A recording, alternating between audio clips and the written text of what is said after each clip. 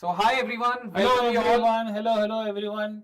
Welcome. You all to this session of the 7th of April 2025. Second shift sir. इसके बाद सिर्फ एक shift रह जाएगी. Barabar. Tomorrow, I think tomorrow morning shift is not there. Yeah. Tomorrow only evening shift is there. So you have to be prepared for evening shift. I think hardly few students are left over for shift 2 because I think कल के shift के लिए तो सारे बच्चे most of the students have already written the examination and they're in the relaxing mode and they're waiting for their examination. But and what about advanced, sir? I think some students started preparing for Advanced also. All those who are aspiring greater than 200 scores sir or near to 200, so they can actually prepare for their advanced preparation. Sir, what is the analysis about today's paper, sir? Morning paper? Today's analysis about the morning sir. Math was moderate. We cannot say difficult, but the question carries the length. Yeah. While you try to solve a problem, you will be facing the lengthy part of the problem. So it was very difficult to get 100% score in math. But yeah, although I can say every question was doable, there was not a single question which falls into a category of a difficult problem. By the length of the question, you can consume 4 minutes or 5 minutes in a particular question. But yeah, I would say the question paper was moderate of the mathematics. Yeah. And what about chemistry, sir? Chemistry paper I have seen it is moderate to standard. Actually, you know what happened in January session, most of the session papers came easy to moderate. Okay. And hard was only hardly 1 or 2 questions. And one paper I remembered, 0 question was there, hard ones.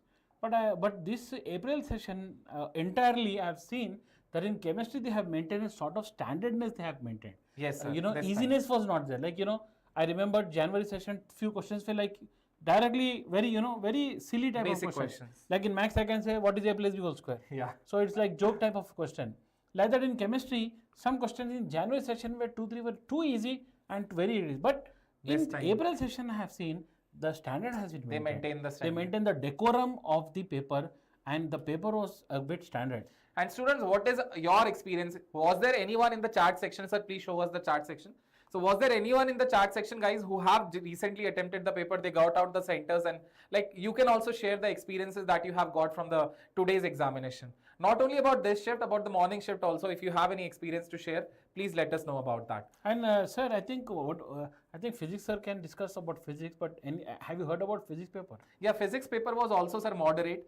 Okay. We cannot say it is the questions were falling into the difficult part. Easy to moderate the questions came, sir. Okay, right. And so as we come closer to the last days of the shift, sir, the level of the paper is also been increasing. Oh. We can observe that in the math particularly we have seen that the type of the questions level been increasing so that it becomes difficult for the students who score 100%. Same thing I have seen in January session also. The last 2 papers of chemistry were very tough to standard. Yeah. Oh, that means we cannot generalize, but we can broadly say that the ending shift papers are coming a bit hard. Yeah. Starting are like motivational type or whatever it is. But how they have their own ways to normalize the... Absolutely, sir, because it is totally based on the percentile system. Yes, yes. So, however, if you get like 295 in a particular shift, and in another shift you may get 285, you may fall into a same percentile score. So a person who is getting 295 and 285 in the another shift. So you should not think that that shift wala paper easy tha ya hard tha. Yeah. No, relativity they will find it out. That is there. They have their own software. They have their own protocol. They will follow it. So that you don't need to take tension about it. So can we see the chat so that we can discuss? Yeah, please show us the chat students on the screen. So right. All right, so I can see a lot of students have put down the charts in the morning I attempt 40 and 3 questions goes wrong. Is that enough? So yeah, if you talk about the mathematics section, guys, getting 50% is a safer side. Let's say total 25 questions are there and you are able to attempt 13 questions. Definitely you will be able to score above 99 percentile. And sir, what about chemistry? What is a safer score? Safer score for chemistry is getting 99 percentile in this subject. Safer side I can tell is 80 plus. 80%. 80 marks I'm telling you. 80 marks, percent marks. Same, yeah. Because 80, because if the paper came tough for chemistry, scoring 80 will be very difficult for them. Absolutely. And if they scored 80, they'll reach up to 99 point some percentile. Okay. But if the paper was easy, then they may, to score 99 percentile, they may reach up to 84, 85, 88 marks. Okay, so 80 is a safer side, whichever the safer side is 80. But to enter cutoff for advance, chemistry 60 plus marks is the safer side. Okay. Because if the score physics, chemistry and mathematics equal marks, let us assume. Yeah. 60, 60, 60, 180. Yes. I think 180 is the safe cutoff Yeah, mark for safe. advanced. Yeah, absolutely. And NIT is sure. NIT is also NIT sure. is sure. We rank, I think 20,000 nearby it will be. But Yeah. NIT is sure. NIT top NITs you may not get. Yeah. But some With top NITs, some branches. decent branches you will get. Yeah. And advanced you will get qualified. And if your luck is good and in advance you have done more well than means, then you know what happened. There is a chance to get enter into IIT also. That you know, I cannot say luck. But 5 to 10% there is something called there are always luck. some students. Some chances are there where luck favors 5 to 10% we can say. Absolutely. So Akshay sir, you continue your discussion. Yeah, so I'll we'll be have back a with the discussion chemistry over the paper. analysis, bachcho. So we have a quick analysis related to the shift 2. Today the paper 7th of April 2025. I want to discuss few topics about it. See, physics moderate to difficult. This is a common feedback being given by the students. Some of them say the paper was moderate. Some of them they say the paper is difficult. And for chemistry it was moderate. Math was moderate. I have also seen the questions in the morning attempt. I found that the questions were lengthy. A few questions were there, around 4 or 5 questions were there, which may consume your 5 minutes or 4 minutes of your time in actually getting to the final answer. So that's why I would consider the math questions was moderate because of the type of the questions being asked. They are not difficult, but they were actually lengthy, so that it becomes difficult for the students to attempt the paper in a given stimulated time. All right. If I talk about the math paper, a particular, talking about the questions number, okay, so 5 questions were considered to be the easier, 4 moderate but lengthy, 3 questions difficult 2, and very difficult was only 1. If I say memory based questions been obtained, like from the shift that I'm talking about, the analysis, quick analysis, so 40% the paper was falling into a easy category. Difficulty is always near to 20 or 30%. 20, it ranges between 15 to 30%, and always this is what the JEE mains follow. I want to see the chart, sir, because it is not visible on my screen. Sir, I want to see the chart of the students. These are the chapter wise bifurcation. This will help us to actually bifurcate that how much is the percentage being asked from a particular chapter, guys. And talking about the physics, this is a detailed version of the physics part. These are the type of the question. Easy questions were 5 moderate, 4 moderate but lengthy. And this will help you to analyze very clearly. If you see here, difficult was 17% in the physics. So I would say the physics paper was moderate, and like majority of the questions were falling into this category. Around 12 or 13 questions you will be able to easily solve out of the 25 if you're solving physics first, okay? And this is a chapter wise bifurcation, and it almost remains same for every shift. And if I talk about the chemistry paper, so chemistry paper you'll find this time it is surprisingly, the students are saying it is difficult, but the teacher won't say, because obviously the teacher has a good sound knowledge of the questions being asked. But the students, they felt that in comparison to the previous few years, sir, I'm not able to see the comments, sir. You can see the TV over here. I'm not able to see the comments of the students. If you guys see the chemistry section, according to the students, in comparison to the last years, okay, so what the student observed, they observed that they were not able to score full out of full in the chemistry section. If I ask you, like, getting 100% score in chemistry, was it easier this time? Will it be easy to score 100% in these shifts, in the last 2 shifts or last 3 shifts? So students say no, because definitely students, the toppers also, even they got stuck in 1 or 2 questions and they were not able to get the answer of those questions, particularly in the chemistry section. But if I ask you about the previous few years, even in the January attempt also, many of the students, they were able to score 100% marks in the chemistry section. So this is the feedback, common feedback, that every student got stuck in 1 or 2 questions. They were not able to score 100%, and that's why we can put the difficult section as 30% and easier to be 37 and moderate as 33. This time there is a high change in the chemistry section, I would say. All right. So this is a chapter-wise bifurcation in which we can easily see here that these are the chapter names and these are the percentages being given in front of you. And based on that, guys, it is very important that although this remains same, but you have to always give a preference to that particular chapter which has a higher weightage. Okay, so basically you need to actually focus on those chapters first, those units first, where the questions are generally picked up more. Okay, so this is the mantra of the real success, getting good score in the JEE mains. Guys, this is the second last shift that I am discussing and that we came up with a discussion. We have a lot of questions in the shift 1 today. almost every question of math was solved here in the YouTube channel. You can see the live video also. Moreover, guys, I would also ask you, if you're not getting the time to see the video, you can do one thing. You can just join our Telegram group. The link of the Telegram group will be provided in the description of this video, guys. And with the help of this Telegram group, guys, you will be able to download all the PDFs of the session. See, these PDFs are really very important. All the memory-based questions that the questions we are getting from the students. So those questions are very important for all the students who have either appeared for their examination or they are about to appear. Many of you will plan to take a drop also next year. So that is the reason, guys, I would always recommend to download these worksheets, the sheets that we would be sharing over the Telegram groups. Okay.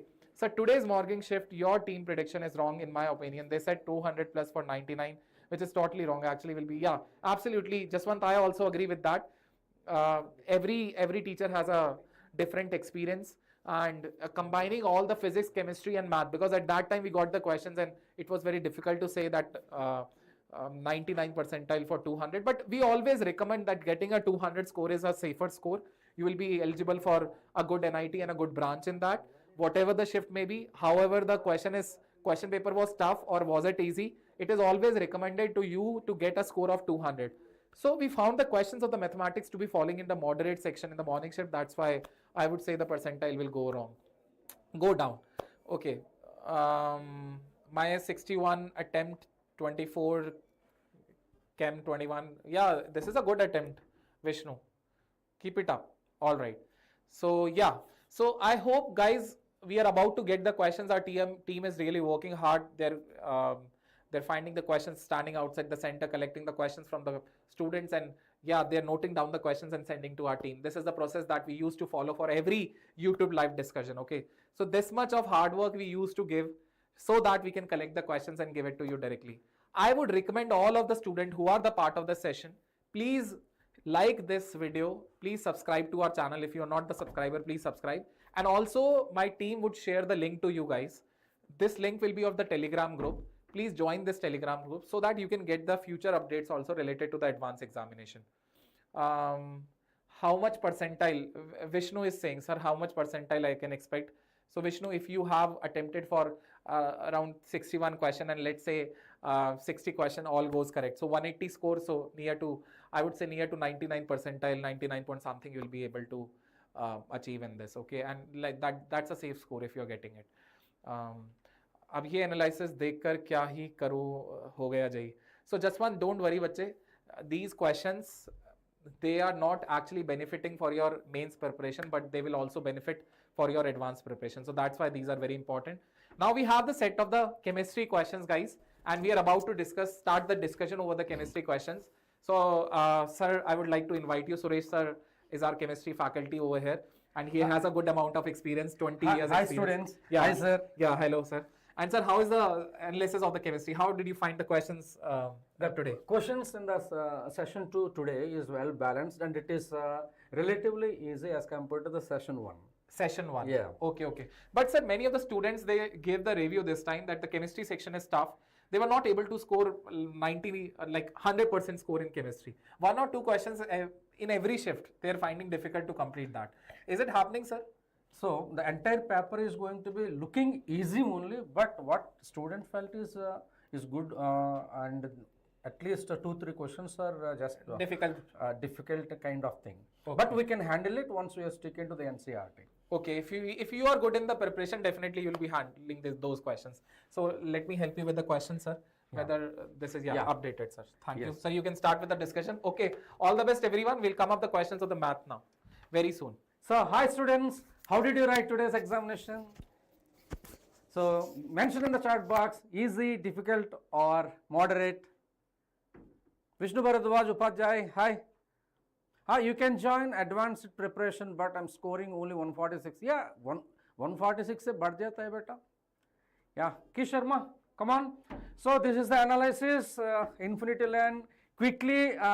For you it is encountered based on the memory based questions of some basic concepts of chemistry near about 5.2%, structure of atom 4.4 and redox reactions and it is 2.4 and chemical equilibrium 2.4 and ionic equilibrium 3.2.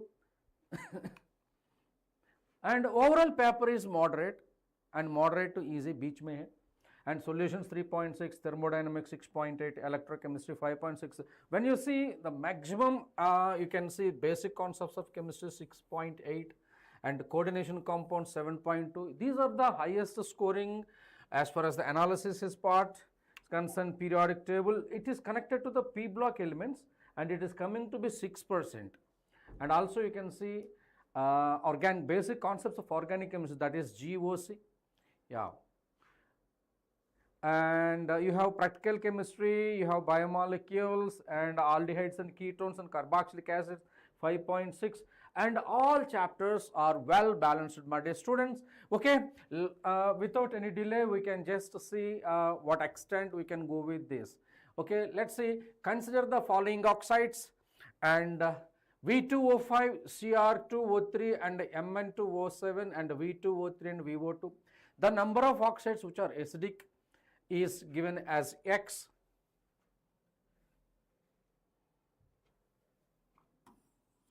And consider the following complex, and this is a half part of the question, and this is the complex, and it is the primary valency of the complex is. So the primary valency of the complex, here it is primary valency, and it is going to be X and it is Y, and X plus Y. So V2O5, and acidic nature is directly proportional to oxidation state. It is directly proportional to oxidation state. And the transition metals forms an oxides, and these oxides intermediate oxidation state and lower oxidation state and higher oxidation state. Lower oxidation state oxides are going to be basic, and intermediate oxidation state are going to be amphoteric, and higher oxidation state is going to be acidic. So V2O5 is an highest oxidation state, is an acidic, and Cr2O3 chromic anhydride is going to be acidic, and Mn2O7 and it is going to be acidic. There are, I got it is 3, and consider the following complex, the compound primary valency. So there are 3 sulfates, and there are 3 sulfates. Primary valency is going to be ionic valency, and the complex is Y. The value of X plus Y, it is going to be, it is supposed to be twice. Okay, and it is going to be 3 and 2. So X plus Y is going to be 3 plus here option is getting late. Okay, we'll come back to that. Which of the following is the correct hybridization of the XeF4? So should I join in the Chaitanya Swaran batch for J Advanced? Of course, Yug Karthik, you can join. Yes, you can join. It is there in the last crash course in the description box. The link is available. You can just go with that. V2O5 vanadium pentoxide is acidic, dear student Sadhu. Okay, XeO4, it is going to be, let us see, xenon is going to have the bond F, and it is going to be F, and it is going to be F, and a lone pair of electrons are being given. So steric number is going to be, bond pairs are 4, lone pairs are going to be 2, and steric number is going to be 6, and it is octahedral. As steric number is going to be 6, it is going to be sp3d2 hybridization. So the answer for this question is going to be sp3d2 hona chahiye. It is a memory based question on the September 7th April shift 2 ka hai. And the answer for this is going to be sp3d2. And you can have to calculate the hybridization of a compound. I just want to give you a simple trick. For this question you can use it. You can use it for any other sessions or any advanced also. So to calculate hybridization, H is equal to half V plus M plus or minus C. Use this formula, you will understand. Number of hybrid orbitals H, and V is equal to valence, number of electrons in the valency shell, and M is equal to number of monovalent atoms, and C is the charge. Depends upon the charge, you can use that value, but reverse the sign. If there is no charge, make it 0. Vishnu, yeah, exam XeO F2. Even XeO F2, this is the same answer. XeO F4 and XeO F2. Okay, this is XeO F4 hoga. Okay, anyways, the correct order of basic strength of the following molecule is. There are certain rules I just want to say to make the clarity about the basic strength of the compounds. So, basic strength, amines are basic due to the presence of lone pair of electron present on the nitrogen. Okay, here also nitrogen is there, right? Okay, so basic strength is directly proportional to availability of lone pair of electron on nitrogen. That is the rule number 1. Okay, anyways, you can see basic strength, this is the rule number 1, and rule number 2, basic strength is directly proportional to stability of conjugate acid. So there are many ways we can enter into the question, or otherwise you can say alkyl amine is always more basic than ammonia is always more basic than aryl amine. So this is the fundamental rule you need to follow to crack this kind of questions. So based on this, here this is an aryl amine, this is aryl amine, this is aryl amine, and this is alkyl amine. I just want to say here it is going to be A, and it is B, C and D. So D सबसे ज़्यादा होगा.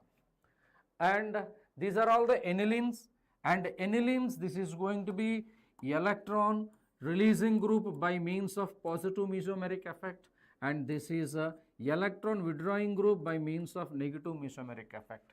And for aryl amines, the basic strength is directly proportional to positive M and inversely proportional to negative M. So based on that, I would say this is better base as compared to this.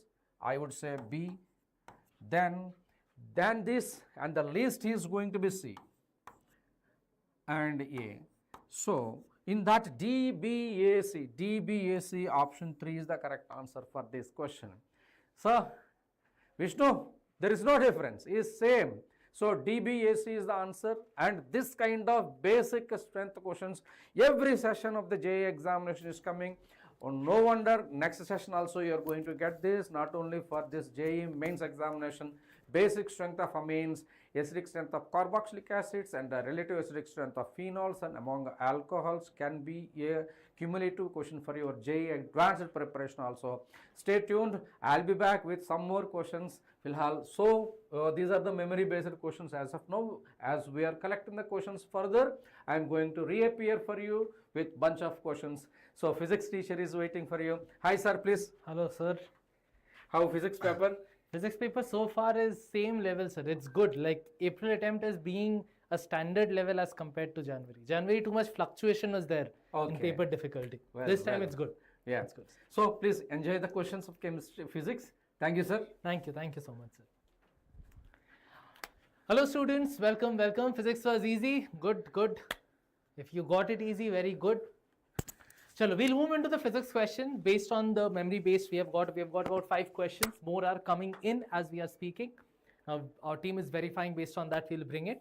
And as you will see, similar patterns are following. Units and dimensions has higher weightage this time. Okay? Chalo, let's start with this. Oops, I think this is one more chemistry that came in. Here's the physics one. All right, chalo, let's start with this one. Which of the following forces cannot be expressed in terms of potential energy? What kind of force can be expressed as potential energy? Only conservative forces can have a potential energy associated with them. So the force that we are talking about that cannot be expressed as potential energy has to be a non-conservative force. Among all of them, you know right away the non-conservative force is the frictional force.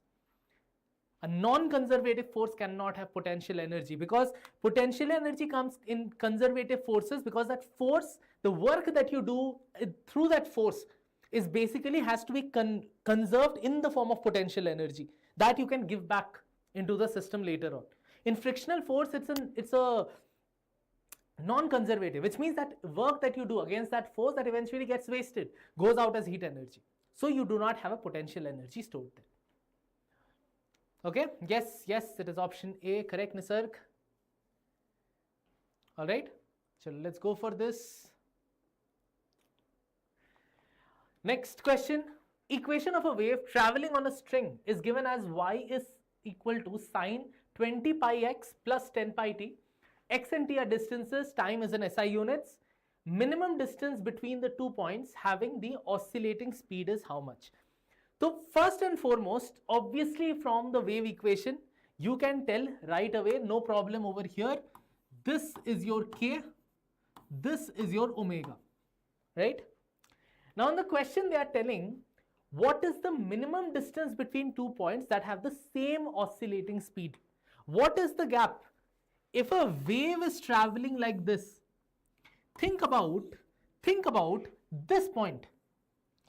This point has a speed a omega, maximum speed. This particle that's here on the mean position has the maximum speed, a omega.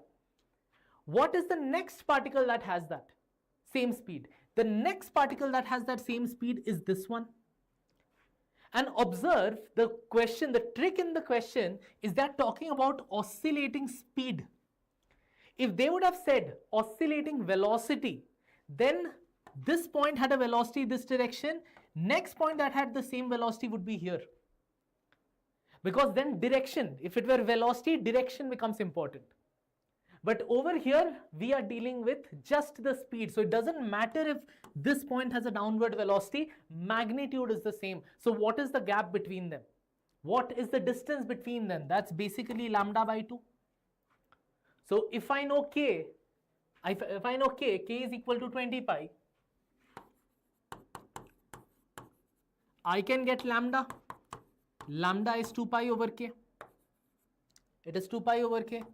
So 2 pi over 20 pi, 1 by 10, which is basically 10 centimeter. This is in meters because they have said distances and time in SI units.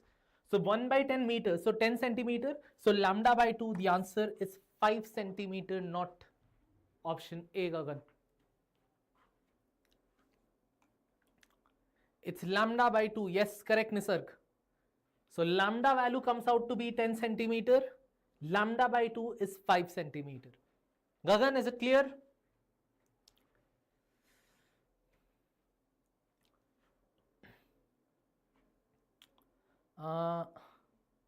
कोई ऐसा बात नहीं कि कल tough आएगा. There's no such hard and fast rule. If anyone is telling you, they are just spreading fear. Don't worry. Give your best in the exam. That's it. If it is tough, then everyone's it will be tough. Next question. Body object mass 500 gram moves with the speed along the x-axis with speed v is equal to 4 root x. What is the force acting on the object? So velocity is given as a function of x. I have been provided with mass. So to get from mass and velocity over there, from mass to force, I need to do mass times acceleration. Mass is known to me. I need acceleration. Normally, for acceleration, you do dv dt. That is good if v is given as a function of time. But here v is given as a function of x. So I have shown you this formula. Acceleration is v dv dx. This is the acceleration formula. Okay, many students going for the fourth option, or A, B, C, D. This is the fourth one. So acceleration is what? V is 4 root x. If I differentiate 4 root x, 4 as a constant comes as it is. Root x, if you differentiate, it gives you 1 by 2 root x. 1 by 2 root x. Take the root x out. 1, 2 cancels. You get a 2 here, so you get 8 meters per second square. That is acceleration.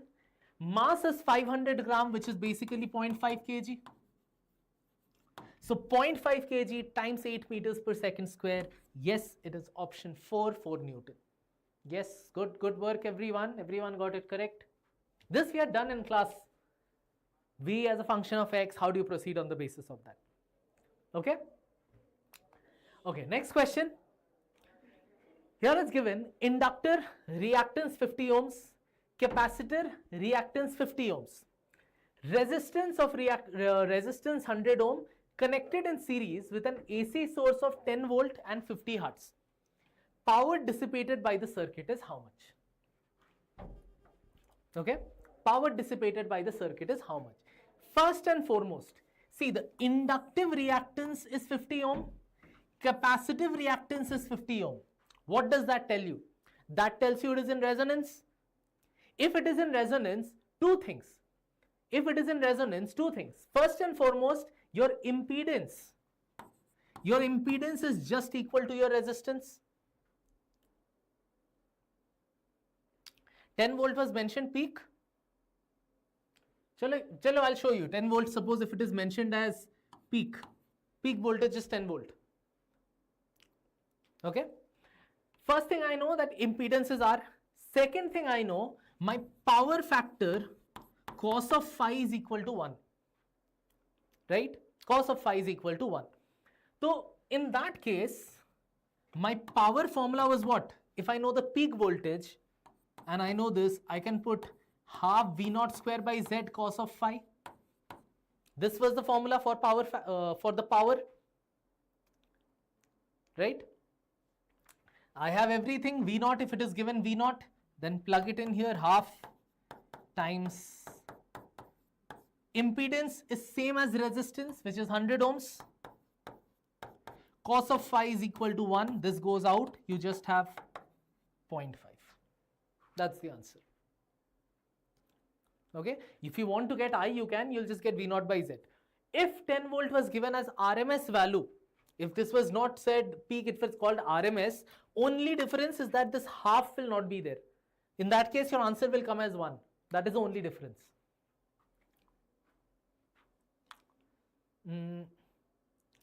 VRMS, you can do IRMS, VRMS into IRMS. I did in terms of peak. VRMS is V naught by root 2. IRMS is I naught by root 2. Root 2 gives you a half. So half into V naught into I naught. I naught again can be written as V naught by Z. That is how you get V naught square by Z. Achha, maybe it was given x into power is x into 10 to the power minus 1. In that case, the answer would be 5. If it was given peak value, then the answer is 0.5, fixed. Okay? Chalo, we'll move to the next one. I believe option accordingly. You got the answer because this is memory based. We can't exactly proceed with it as it is. Chalo, next let's move to this one. Unit of root over of 2I by epsilon naught C. I is the intensity of the electromagnetic wave.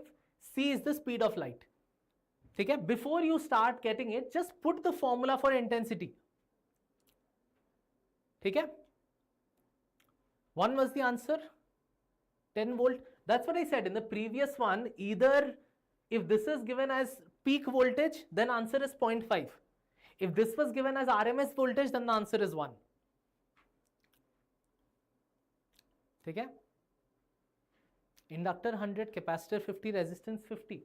Then you would have to calculate. You'll have to get cos phi and all of that stuff. Chalo, we'll move to this one. Just plug the formula for intensity. What is the formula for intensity? Intensity is half epsilon naught E squared times C. Right? This was the formula for intensity. Take that, plug that in here. Half epsilon naught E square C divided by epsilon naught C. Take the epsilon naught C's out. Take the 2's out. You have root over of E square. So you get electric field. Basically, this is coming as electric field. What is the formula for electric field? Newton per coulomb. That's it. That's it. It's not voltmeter. Yeah. It would have been volt because E is what? E is basically dVdx, dVdr. It would have been volt. If it was given voltmeter minus 1, then it would have been correct. Voltmeter is not correct. Okay? Array, do not rely on ChatGPT. Still a few years for it to solve JEE. Okay? If it was voltmeter inverse, then it would have worked. It was just given voltmeter. Okay? All right, I think we are done with the physics. Roots of the equation has come. So Akshay sir is here with Thank you the so much, sir. maths. Yes, sir. Please take over. Yeah. Thank you, sir. So hi everyone. I hope you have the discussion related to the physics question. Now we are about to discuss the math question. We got 6 or 7 questions around of mathematics and we'll start the discussion over it. Okay. So let's begin. How was this shift? I want to give you a feedback related to the question that we always get. In the mathematics, whatever the memory based questions student used to give us, those are first of all easier question. Because generally easy questions are easy to remember because students solve them, they're getting the answer, that's why they remember them. Few of the questions they didn't touch even in the exam. Those questions they don't remember. So the type of the question generally in mathematics that we used to get, those are easier questions, okay? अभी तक कौन सी shift difficult है, that तो it depends on the type of the students were there. And I would say every shift was equally important. Every shift has a equal level. So we cannot predict that कि कौन सी shift tough है और कौन सी shift easy है. Depends on the type of the student sitting in a particular shift. Let's say all the toppers are sitting in a one shift. Although the paper was tough, but toppers score high always. That's why the corresponding to the score, the percentile goes higher. Okay. Let's say all the weak students sit in a particular shift. Although the paper was easy, then also the student didn't get full out of full because all the students were average students or below average students. So it matters actually the type of the students are sitting on that particular shift. That level of the students create the percentile. Okay, I hope you understood this. So now let's come to this question, number of real roots of this equation they're asking. So in this question, first of all, I would like to give you a proper way to handle these type of questions. Guys, here you create a, first of all, number line. Here you write 2, here you write 3. So there will be 3 scenarios, three cases. Okay, this is interval I1. Interval I2, and let's say this is interval I3. So I'm talking about the case 1 right now. In the case 1, I'm considering the value of x less than or equals to 2. If x is less than 2, let's say the value of x is 1. Okay, if you keep 1 here, it will be negative. If you keep 1 here, it will be negative. So the first one will be minus x minus 2, then minus 3, x minus 3, and then plus 1, and then it is equals to 0. Guys, if you open up the bracket, it will be minus x square, then it will be plus 2x, then minus 3x, and then plus 9, and then plus 1, and then it equal to 0. You have minus x square, then you have minus x over here. 2x minus 3x is minus x. And then you have plus 10, and then you have equal to 0. Okay guys, now you have to just multiply by a negative. X square plus x minus 10 is equals to 0. And just see whether the discriminant is positive or not. Okay, so here if you do the b square minus 4ac, obviously you are getting positive. So real roots will be obtained. Are the real roots satisfying this condition? You have to check this. So what you will do here, you will just break it into 2 parts. Okay, or you will just factorize it. Minus b plus minus root over b square minus 4ac. Okay, and that is divided by 2a. All right, are you able to understand? So this is the value of x that we have got from here. So it will be minus 1 plus minus. Just a minute guys. I forgot to make my phone silent and now I'm making it. Thank you for your patience. Now it is square root of 41 guys. Okay. Haven't I made any error here? Just see that. Is there any error in the calculation? Please remind me in the chat section. And that is divided by 2a. Now guys, about root over 41. Root over 41 is 6 point something. So 6 point something minus 1. Okay, let's say if it is considered. So it is 5 point something. And then 5 point something upon 2 I am getting. So 2 answers we are getting from here. One is root over 41. Then it is minus 1. And then over 2. It is positive. Then I am getting minus root over 41. And then we have minus 1. And then we have over 2. Are you able to understand this? Is it clear to you? Now my dear students, this is proper negative. And this is positive. Okay. So they have said that the value of x should be less than 2. Let's see whatever the result that we are getting here. Okay. Is it satisfying that condition or not? So basically I plotted this. This is positive, this is negative. Between it 0 is there. So here are the 2 values of x I am getting. You have to check that which value of x is less than 2. So do you think that this is less than 2 or not? It is 6 point something. 6 point something minus 1 upon 2. So 5 point something. 5 point something upon 2, it is 2.5 something. So this answer will be rejected, guys. This answer will be rejected. Now this answer is less than 2 because it is negative, so this answer will be accepted. Are you able to understand this? So this is the case 1 where we are getting one root, one real root. Now let's talk about the case 2. If I talk about the case 2, I have to remove this, guys, because I need some space to write the answer. In the same way, guys, you can check for the case 2 also. The value of x will belong between 2 and 3. If I take the value of x as between 2 and 3, let's say 2.5. So it is this one, first bracket is taken positive, second bracket is taken negative, and here we have plus 1, then we have 0. It is x square, then we have minus 2x, then we have minus 3x, then we have plus 9 and plus 1 is equals to 0. So we are getting x square minus 5x and then plus 10, okay, equal to 0. If you find the discriminant of it, it is b square minus 4ac. So 25 minus 40, it is less than 0, no real root I am getting from here. No real root, okay. Now let's talk about the case 3. In the case 3, guys, you have to take the value of x to be greater than 3. If it is greater than 3, then both the modulus will give you the positive expressions. I hope you understood that. And then plus 1, and then it is equal to 0, guys. I hope this is also clear to you. Now once here, if you expand this, it is x square, then it is minus 2x, then plus 3x, then minus 9 plus 1, and then equal to 0. So in this particular case, we are getting x square, then we are having plus x, and then we are having minus 8. Here the discriminant is positive. The roots will exist. But what will be the roots here? It will be minus b, then plus minus, square root of b square, minus 4ac, and then divided by 2a. I hope you are able to understand. So minus 1 plus minus root 33, and then it is divided by 2. So two answers we are getting, guys. Are the answers that we are getting greater than 3 or not? One of the answer is negative, that I will reject. Other answer is root 33, then minus 1 upon 2. I have to check whether this is greater than 3 or not. So obviously root 33 is 5 point something. 5 point something minus 1, it is 4 point something. 4 point something upon 2, it is 2 point something. So 2 point something, can it be a greater than 3 value? No. So this has to be rejected. So I'm not getting a single solution from case 3, neither I'm getting single solution from case 2. Only one solution I'm getting from the case 1. So the answer to this question will be 1. Are you all able to understand? Is it clear to everyone? Give me a thumbs up, guys, if you all are able to understand this. Now let's talk about the next question. Let a random variable from 0, 1, 2, 3. These are the values of x they have given. Okay. And corresponding to that, this is a probability. I'm creating a probability distribution table. 0, then 1, then 2, then 3. These are the values of x being given to us. They have said that probability of x is equals to 0, probability of x is equals to 1. They both are p. Here also I'm writing p, here also I'm writing p. And these two probabilities are also equal.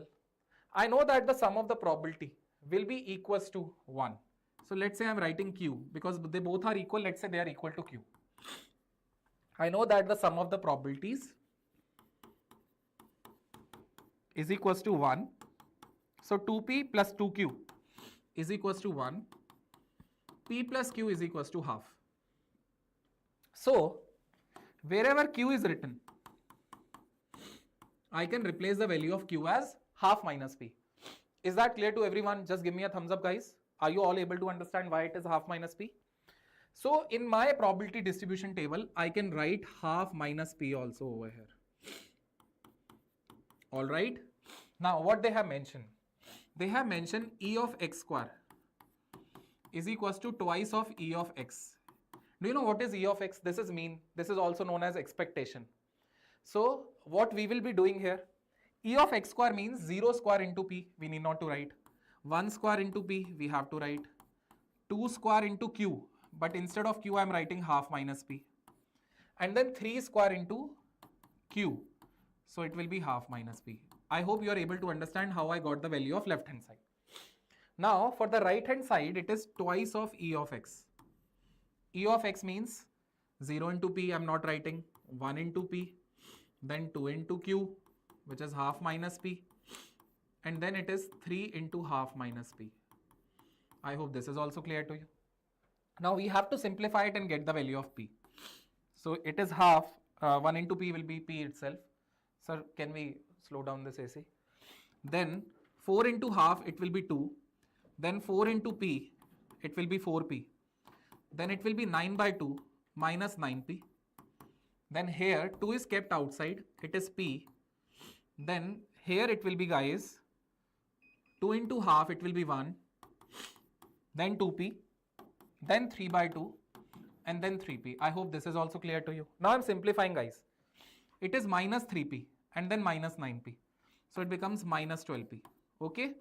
Here it is plus 2. Here it is 9 by 2. 9 by 2 plus 2, it becomes 13 by 2. I hope this is also clear to you. Here it is 2 times P minus 2P minus, so P minus 5P, it becomes minus 4P.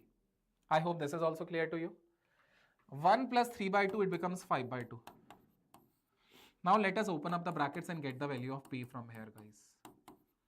So it is minus 8P and then plus 5. Bring this P to this side or take this 12P to that side, it becomes 4P. 13 by 2 minus 5. So 13 minus 10, it becomes 3. 3 by 2. So the value of P that I am getting from here, guys, the value of P that I am getting from here, it is 3 upon 8. Once you get the value of P, guys, you can fill this table. You can easily fill this table. What they're asking? They're asking 8P minus 1. So 8 into P and then minus 1. So these two are getting cancelled. 3 minus 1 is remaining. So 2 is the answer to this question. Are you all able to understand how we got the answer to this question? Give me a thumbs up if you understood this, because then only I'll be moving to the next question. आ रहा है समझ में बच्चों? बहुत कम students हैं. ऐसा क्यों आज? Why? तुम्हारा पेपर हो गया तो अब तुम JEE Mains के solution नहीं देखोगे. These solutions are even more important, guys, because in the advance also these concepts will be used again. So that's why अभी अपने जितने भी फ्रेंड्स हैं उनको ये लिंक शेयर करो, आपके व्हाट्सएप का स्टेटस लगाओ, so that maximum people can benefit it. और even our team will also get the boost, क्योंकि जितने ज़्यादा यहाँ पर व्यूअर्स होंगे, जितने ज़्यादा लाइक्स होंगे, हमारी टीम को ये मोटिवेशन मिलेगा, क्योंकि हमारी टीम भी as a team of infinity learner and Shri Chaitanya, they are putting a lot of efforts in gathering the questions and discussing the solution in front of you. Thank you so much. Let us talk about the next question. an be the nth term of this AP. Sn is given to you as 700. तो पहला हम expression लिख देते हैं n by 2 2a plus n minus 1 into d, that is given to you as 700. a6 is 7. a6 का मतलब होगा बच्चों a plus 5d, that is being given to us as 7. s7 sum of 7 terms, guys. They have given us the value of s7 as 7 over here. So s7 का मतलब वैसे तो गड़बड़ सा लग रहा है. S7 की वैल्यू 7 नहीं होनी चाहिए, कुछ और होनी चाहिए. तुमने पेपर दिया तो तुम्हें क्या लगता है कि मतलब देखो 6th टर्म तो 7 है और S7 की वैल्यू भी 7 है, मतलब कुछ और होनी चाहिए बच्चों. Don't you think that? आप मुझे एक बार चैट सेक्शन में बताओ, if you were the part of the today's examination, do you remember कि S7 की वैल्यू क्या दी हुई थी? सम ऑफ 7 टर्म्स. ये क्वेश्चन पूरा नहीं हो पाएगा बिकॉज ऑफ दिस वैल्यू, लेकिन मैं आपको टेक्निक बता देता हूँ. लेट अस से S7 is 7. So will write 7 upon 2 2a plus 7 minus 1 into d, and this value is also provided to you as 7. यहाँ पर 7 दे दिया है इन्होंने फॉर एग्जाम्पल. तो बच्चों यहाँ पर ओके 7 ही है. ओके सो यहाँ पर क्या करना होगा बच्चों? 2a plus 6d में से 2 का फैक्टर आप कॉमन ले लीजिए and you will be able to cancel this 2. So 7 times a plus 3d will be obtained, guys, which is 7. So a plus 3d value you will have from here, which is 1. Now my dear students, you have two equations. You will subtract first and second. As you subtract first and second, 5d minus 2d 3d is 2d. 7 minus 1 is 6. The value of d is coming out to be 3. If you get the value of d as 3, guys, I'll substitute d value as in one of the equation. So a plus 9 is equals to 1. The value of a is coming out to be minus 8. I hope you understood this. 1 minus 9 is minus 8. A value we have, d value we have. Now we will put the value of a and d here. Twice of a, that will make minus 16, and n minus 1 into d, here it will be 3, guys, it will be 700. So my dear students, it will become minus 16, then it is plus 3 and then minus 3. It is n by 2 and then here it is 700, guys. So here it is 3n minus 19 into n is there is equals to 1400 is there. So from here, my dear students, you will simplify it and you will be able to solve this quadratic and get the value of n. Once you get n, then it becomes very easy for you to find the value of an, क्योंकि अगर n आ जाएगा तो an भी आ जाएगा आपका, ठीक है ना। अब आपको लग रहा है कि हार्ड कैलकुलेशन है, तो एक बार कोशिश करते हैं। जैसे 1400 इंटू 3 है बच्चों, so can I right 14 into 100 into 3, ठीक है। और 19 हमें बनाना है इससे, तो आप क्या ऐसा भी लिख सकते हैं 100 को 20 इंटू 5 इंटू 3 इंटू 14, तो 14 इंटू 5 70 बन जाएगा बच्चों, 20 इंटू 3 60 बन जाएगा, 70 और 60 तो बन रहा है। अच्छा 19 कैसे बनाए, 7 से बनाने की कोशिश करें। Can we split 7 into 2, here I am writing 10 into 2 into 5 into 3, okay let's create. So 7 into 3 we are able to create 21 हुआ है, तो यहां से 19 बनने के चांसेस हैं 21, ठीक है। And 21 into 2 if you do that will become 42, ठीक है। तो एक काम करता है 14 into 10 into 10 into 3 is there no, तो इसका फैक्टराइजेशन हुआ आपसे 100, यहाँ पर 200 आ रहा है, 14 इंटू 3 21 है, 21 इंटू 5 कर देंगे अगर आप तो 105 आ जाएगा, लेकिन 19 बनाना है फिर दोबारा, सो 23, ठीक है। और यहाँ पर 10 इंटू 10 यहाँ पर 200 बन रहा है। अच्छा इसका फैक्टराइजेशन हुआ आपसे, were you able to solve it, ठीक है। n/2 first term plus last term लगाओगे तो n तो पता नहीं है ना, we have to get the value of an, ठीक है। n नहीं पता अभी, you do not know the value of n, so from this equation only. अच्छा ये 700 सही था क्या, वॉज दिस 700 परफेक्ट, ठीक है, ठीक है। n की वैल्यू एक बार 25 से टेस्ट करें, चलो लेट्स टेस्ट विद 25। तो हम इस 10 को भी ब्रेक डाउन कर देते हैं 5 इंटू 2 में, तो एक बार तो ये फैक्टर बनाते हैं 25 का, ओके। और रिमेनिंग को एक बार क्लब करते हैं 14 इंटू 2 28, 28 इंटू 2 56, ठीक है। 56 और 75, वेरी गुड। सो 56 एंड 75 से बन जाएगा, सो 3n square minus 75n 56n minus 1400. I hope now it is clear. So you will take this 3 common, 3n common, n minus 25. Here you will take this 56 common, n minus 25. So the value of n, one of the value of n is coming out to be negative, other is positive. So n value is 25. If I got n value as 25, a25 is easy for me to evaluate, a plus 24d. And thus how the value of a I already know, minus 8. And 24d, the value of d I also know, and that is 3, okay। चलो बच्चों great, minus 8 plus 72 करने से कितना result मिला बच्चों, 64, all right, that's great, keep it up, so nice of you. I hope you understood how to get the answer to this question. Another question guys, in front of you there are two vectors being given, a vector, b vector are the vectors of the same magnitude. So if you get the value of mod a or you get the value of mod b, they are actually given to you as equal, such that this expression is root 2 plus 1. अच्छा यहाँ पर root 2 plus 1 दिया हुआ था because these are memory based question, no, कुछ गलती हो सकती है। And they're asking us the value for mod a plus b square upon mod a square. तो ये value पूछ रहे हैं आपसे, okay? तो हम क्या करेंगे, how will I be able to deal with this question? तो आप क्या करना है इसमें ना, componendo and dividendo लगाना। Do you know what is componendo and dividendo?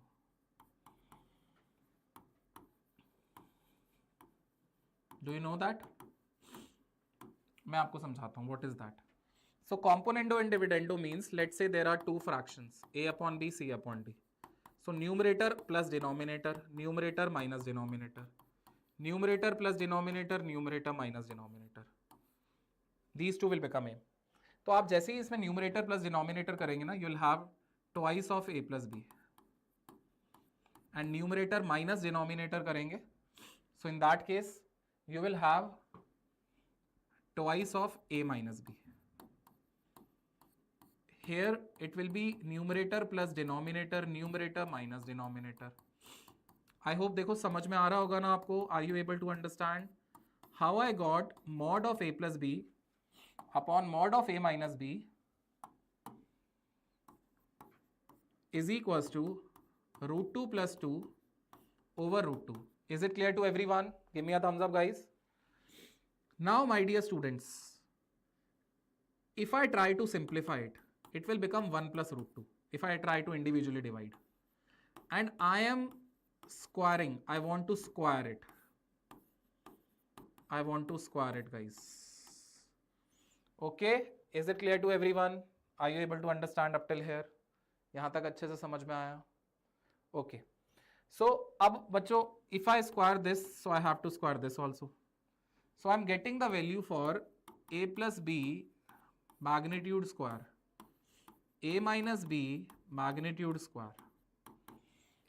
And here it is a square plus b square plus 2ab. So it will become 3 plus 2 root 2. Is it fine, bachcho? Is it fine with everyone? Chalo, that's great. Now, my dear students, do you know the value for a plus b mod square? Do you know that value? पता है इसकी value क्या होती है? So its value is a square plus b square plus 2a dot b. Okay, if you want, I can write it for you. A square plus b square plus twice of a dot b. Okay, here it is a square plus b square minus twice of a dot b. Alright, here it is 3 plus 2 root 2. Again apply componendo and dividendo. So twice of a square plus b square value, and in the denominator it is 4 times a dot b. Componendo and dividendo, I hope you are able to understand. It will be 4 plus 2 root 2 and then it will be 2 plus 2 root 2. I hope this is also clear to you how we got this. Now my dear students, if I have to find the value of angle theta, it will be very easy to find the value of angle theta from here. How it will be very easy? I'll tell you. See, mod A and mod B, they are same. Let us say I am writing the value x. So here it is 2 times x square plus x square, it becomes 2x square. Okay. And do you know the dot product? Mod A into mod B into cos theta. So x into cos theta. Theta is the angle between A and B. So my dear students, in this way you will be able to eliminate x square taken common from both numerator and denominator. Okay. 4 and 4 will be eliminated. So cos theta value you will be able to generate from here. And that will be 1 plus root 2 over 2 plus root 2. This is cos theta, angle between A and B. Now if you are able to understand this, then you just have to put the value here. A plus b mod whole square will be a square plus b square plus twice of a dot b. Alright, and divide by mod a square. I know these are x square plus x square, it becomes 2x square. Then here it becomes 2x square cos theta. And here it becomes x square. So if you want to take, you can take this x square outside. Ultimately, my dear students, you have to find the value of 2, 1 plus cos theta. Will you be able to get the answer now? You just have to substitute this cos theta and you will be able to get the answer. Is it clear to you how to get the answer to this question? Just give me a thumbs up if you understood this. You just have to substitute this cos theta and you will be able to get the answer. Okay? I hope you understood how I did this question. Now let's move to the next question. Length of latus rectum of the ellipse B10. I am assuming here that this is a horizontal ellipse, although it is not mentioned, but let's say this is horizontal. Length of latus rectum. So twice of b square by a is the length of latus rectum, and that is 10. So b square by a, it is 5. B square value is 5a. This is the first expression between a and b. This is the first relationship between a and b. If its eccentricity is the minimum value of this function, f of t value they have given, guys. It is t square plus t plus half square minus half square. I'm adding half square, I'm subtracting half square, plus 11 by 12. I want to create it as a perfect square. No, that's why I did this. It is minus 1 by 4 plus 11 by 12. This is f of t. So minimum value is this, bachcho, which I am writing. 11 by 12 minus 1 by 4. So guys, you just take the LCM as 12. 11 minus 3. 8 by 12 you are getting. So it is 4 2s are 4 3s are. So 2/3 we are getting here.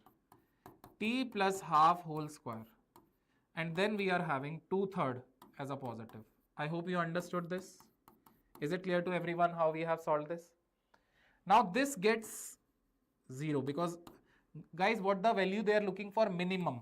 F minimum is 2/3 if this function becomes 0. Okay, I hope this is also clear to you.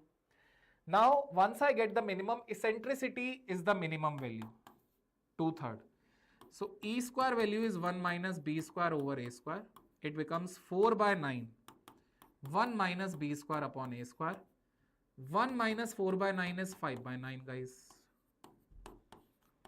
So I have 9b square and 5a square. So this way I will be able to generate two relationships, guys. First is this relationship, second is this. I'll substitute the value of b square here as 5a. If b square value is 5a, so a and a both the sides gets cancelled. 5 and 5 both the sides gets cancelled. You will be able to find the value of a as 9. Aren't you able to understand how I'm doing this question? Once I get the value of a as 9, b square value is 9 into 5, which is 45. I have the value of a. I have the value of b square. It becomes easy for me to write a square plus b square. Tell me guys, are we getting a square as 81? Are we getting b square as 45?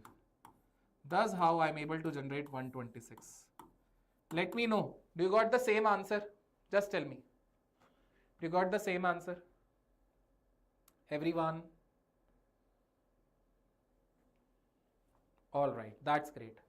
Once you all are able to understand, I think we are done with the math question right now, whatever the questions we got. And now we will be moving ahead. One of the student, not possible anything, 28 marks, May 7 shift 1 percentile in SC category. So see, percentile, I would say near Sarfraz sir is also with us and he has more experience related to the ranks and percentile. Sir, for the SC category, one of the student is asking from us that he got 28 marks and today's shift 1. So how much? 28 marks total he got. Total. Total 28 marks out of 300. Out of 300. Very difficult to get, because in the category also category competition is there, no? Yeah. Same category, same seats are limited. Seats are limited. Suppose let us assume that there are 1000 seats for reservation category.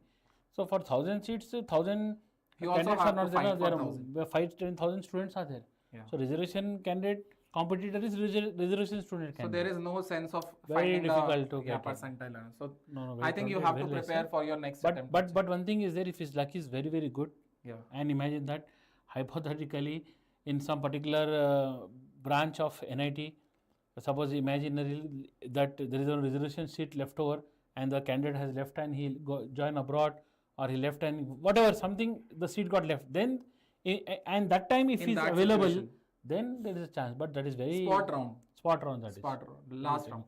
Okay, sir, you can have Okay, the sir. Okay, thank you all of you all. So dear students, let us continue with chemistry.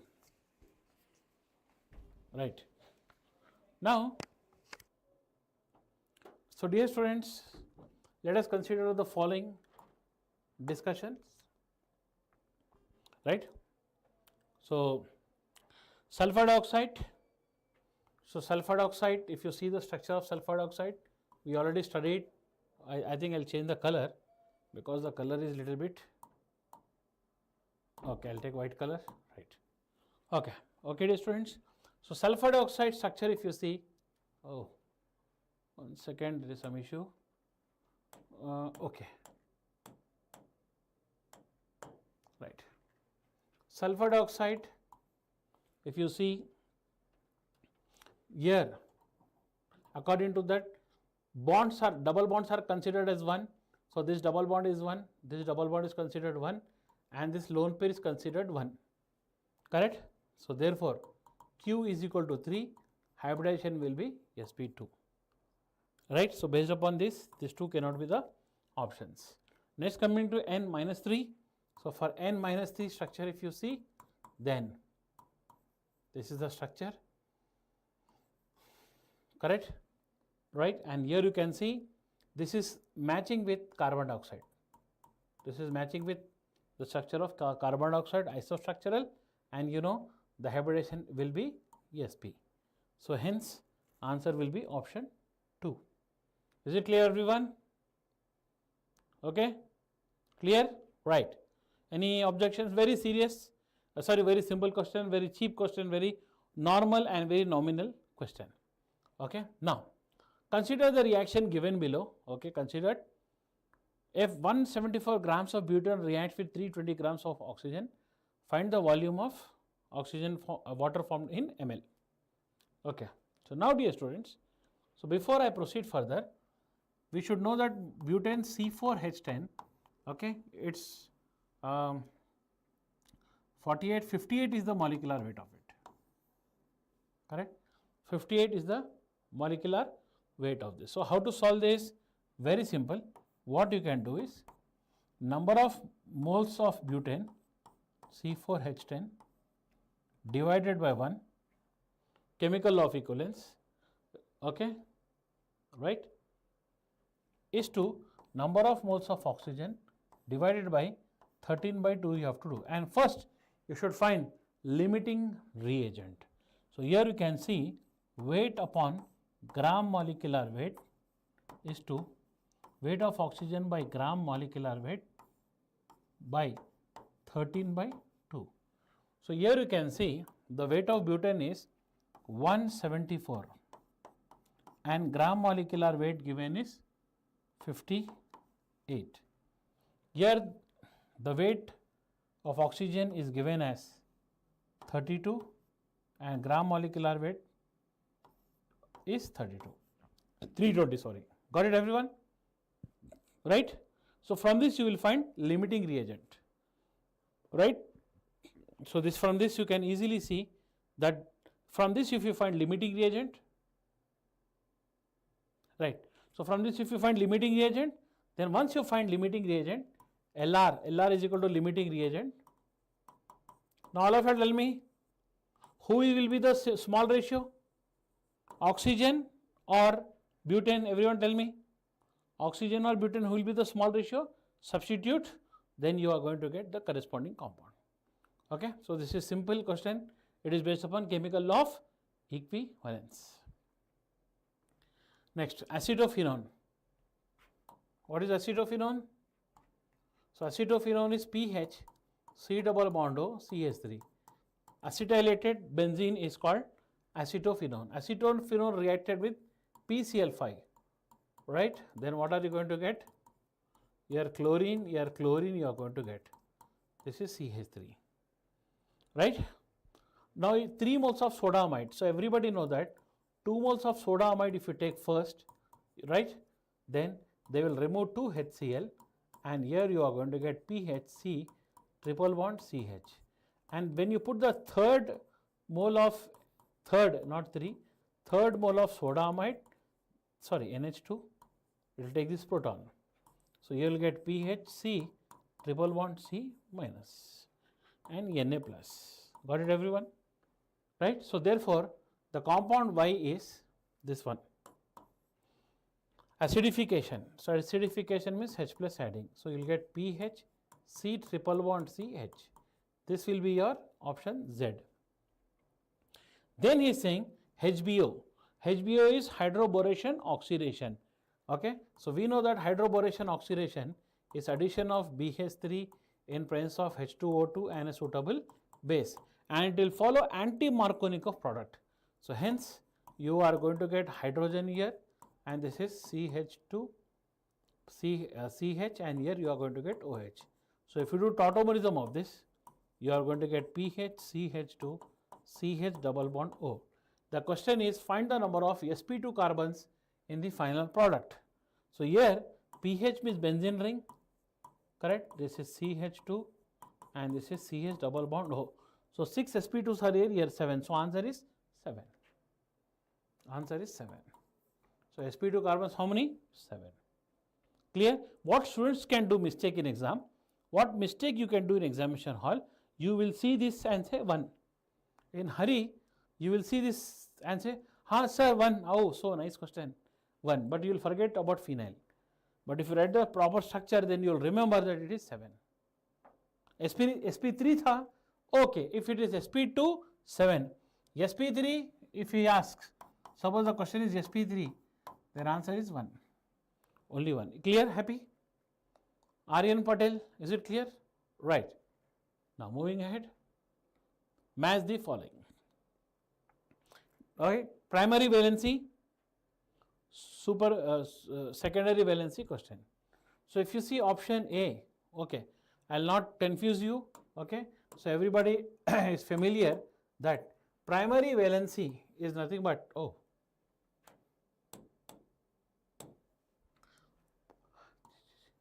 primary valency means he's talking about oxidation state. Secondary valency is talking about coordination number. So here if I want to go to find primary valency in first option, so this is +3. In this one, this is +4. Okay, I will try to use white color. So this is +3, this is +4, and this is -1. So -1 goes there. This is again +3, and magnesium is +2. Clear, everyone? Everyone clear? And how many bonds are there here? What is the primary valency? A3. And now what is the secondary valency of A? Secondary valency of A is 6. B is of 4. This is of again 4. And this is 6. EDTA is hexadentate ligand. EDTA is hexadentate ligand, right? So 6, 4, 4, 6. So A, option A, it is 3, 6, 3, 6, right? B, 4, 4, 4, 4, huh? No, this is, sorry, this is +2, no? One mistake happened here. This is not +4. +2, no? Platinum is +2. So 3, 4, 3, 6, 2, 4, 3, 4, 2, 6. Finish. Right? Okay. Right. Now, number of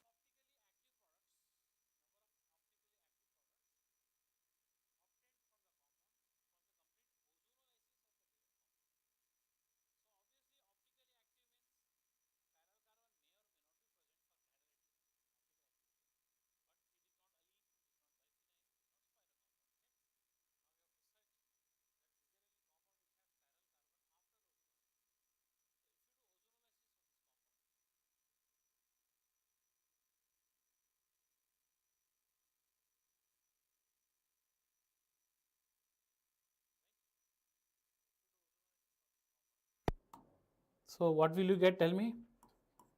What happened? This. Right.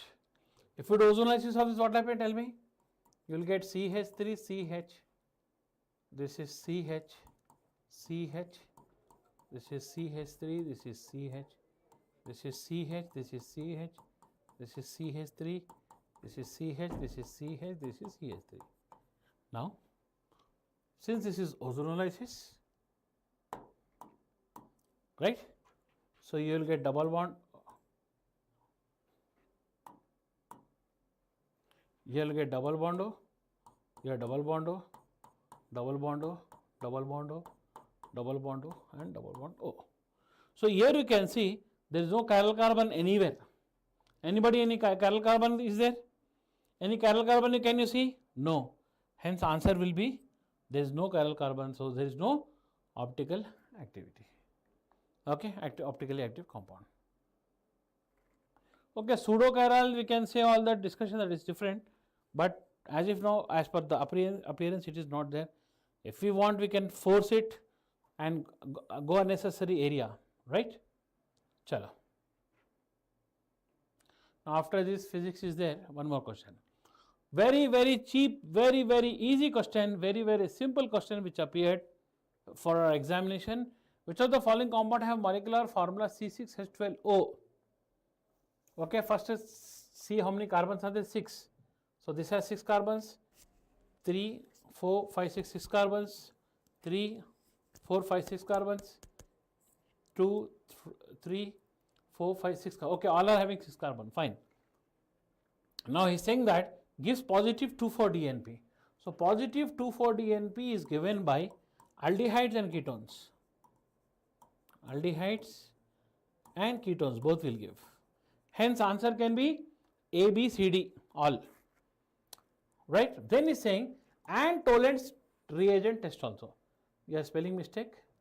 Tollens reagent also. So Tollens reagent only aldehydes give Tollens. Only aldehyde gives Tollens which is positive. Hence answer will be option 2 because this is ketone, this is ketone, this is ketone. Only the leftover option is option 2. Right? So I hope dear students your chemistry paper was not hard. This particular shift chemistry paper was not at all hard. It was just standard. It was just nominal and just normal. It was not at all hard. We cannot use the word hard, very hard or something like that. It was just nominal, simple and easy going, nominal going paper it was. One thing is for sure, compared to January session, last 2 ending papers were a bit tough, but this session of April, all the chemistry papers were standard. None paper came easy or very easy, right? That is the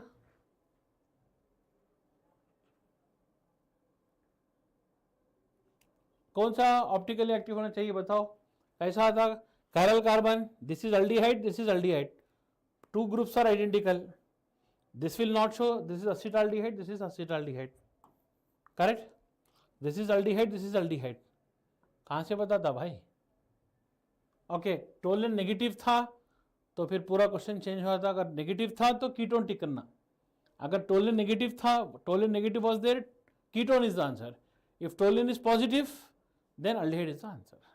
So this is since this is memory based, so according to the question the answer is correct. Now exact question what was there that we have to see when the NTA will release the official papers. अच्छा Tollens और electrical activity. Okay, question is incomplete. Okay, no problem. Okay, right. Okay, so now physics paper, physics, ma'am will continue. Okay. Right, thank you ma'am. Thank you students. Hello students, तो अभी हम कुछ physics के questions करने वाले हैं. तो एक क्वेश्चन हमारे पास है, a mirror is used to produce an image with magnification 1/4. ठीक है, तो मैग्नीफिकेशन हमें दिया हुआ है 1/4. ठीक है, क्वेश्चन यही था ना, अगर कुछ क्वेश्चन चेंज होता है, कुछ डेटा चेंज होता है तो आप यहाँ पे बता सकते हो. तो मैग्नीफिकेशन 1/4 दिया. देखो अब ये मैग्नीफिकेशन हमारा है पॉजिटिव, तो इमेज कैसी होगी, इरेक्ट. ठीक है, और ये जो वैल्यू है ये 1 से कम है, लेस देन 1 है, तो हमारी इमेज होगी डिमिनिश्ड. और ये जो इमेज है, ये इमेज हमारी सिर्फ बनती है कॉन्वेक्स मिरर में. ठीक है, ये इमेज हमारी बनेगी सिर्फ कॉन्वेक्स मिरर में. तो हम कॉन्वेक्स मिरर अभी बना लेते हैं. तो ये है कॉन्वेक्स मिरर. यहाँ पे हमारे पास होगा ऑब्जेक्ट और यहाँ पे हमारे पास होगा इमेज. ठीक है, ओके. तो कुछ बच्चे बोल रहे हैं 10.7. ओके, यस, वेरी गुड, आपका आंसर सही है, ऑप्शन ए हमारा होगा. और अगली इन्फॉर्मेशन हमारे पास है, if the distance between object and its image is 40 centimetre. तो लेट्स से हम क्या करते हैं, ऑब्जेक्ट और इमेज डिस्टेंस का सबसे पहले मैग्नीट्यूड लेते हैं. ठीक है, तो ये वाला जो मैग्नीट्यूड है लेट्स से एक्स, और ये वाला मैग्नीट्यूड हमारे पास है y. ठीक है, तो ऑब्जेक्ट डिस्टेंस हमारे पास u हो जाएगा -x और v हमारे पास हो जाएगा y. ठीक है, ये हमने यहाँ पे मैग्नीट्यूड्स लिए और यहाँ पे हमने विथ साइन कंसिडर किया है. और तो दूसरी इन्फॉर्मेशन थी कि इन दोनों के बीच का डिस्टेंस हमारा है 40 सेंटीमीटर, यानी x + y = 40 सेंटीमीटर. ये हो जाएगा. हाँ, yes, 10.7 is the correct answer. Okay, तो यहाँ पे अभी मैग्नीफिकेशन का हमारे पास फॉर्मूला होता है -v/u मिरर के लिए. तो -v इज़ y/u कितना है, -x. तो ये हो जाएगा y/x = 1/4. तो यहाँ से हमारे पास एक इक्वेशन आया है x = 4y.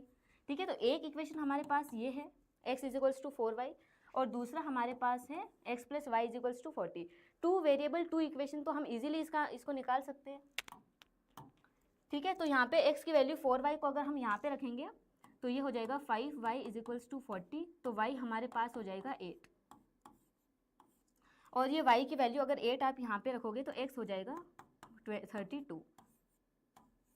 ओके, y और x की वैल्यू आ गई.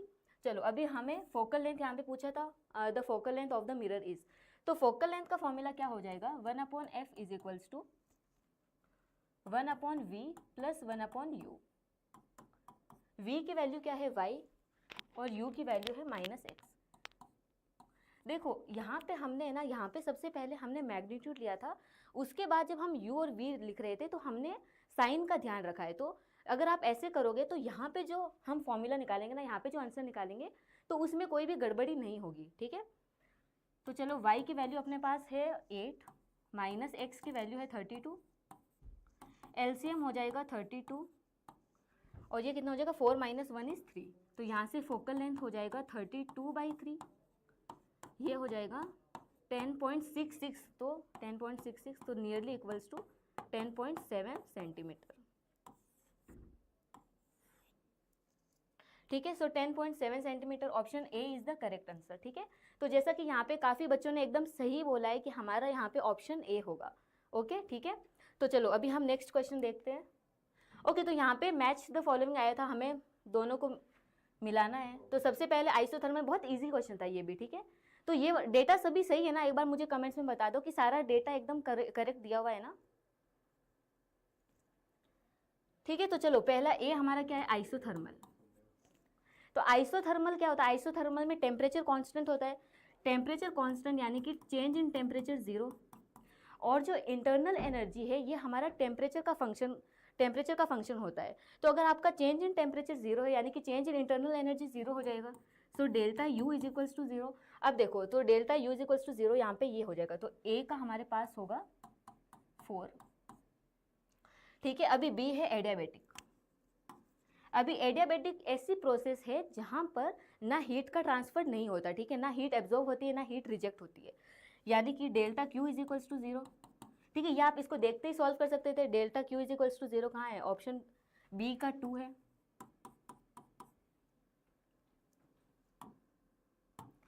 अभी हम पहले डी करते हैं, ठीक है। डी हमारे पास क्या है, आइसोकोरिक प्रोसेस।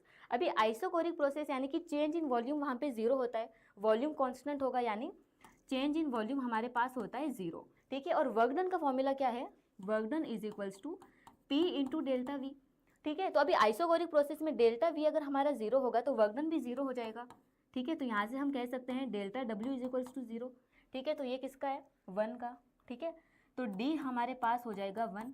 अब बचा क्या, delta U is not equals to 0। Isobaric process क्या होती है, जहाँ पे प्रेशर कांस्टेंट होता है, ठीक है, चेंज इन प्रेशर इज 0। तो ये तीनों हमारे पास हो गए। तो आइसोबारिक यानी इसका थर्ड होगा, सी का हमारे पास होगा थर्ड, ठीक है। तो ये इसका आंसर होगा, ठीक है। तो सभी का आया था, सभी बच्चे एकदम सही इसको सॉल्व करके आए थे। एक बार मुझे कमेंट में बता दो, सभी का आंसर यही आया था ना। ओके, तो चलो अगला क्वेश्चन सॉल्व करते हैं। ओके, यहाँ पे अगेन मैच द फॉलोइंग। अभी मास डेंसिटी, तो ऑप्शन ए हमारा क्या है, मास डेंसिटी,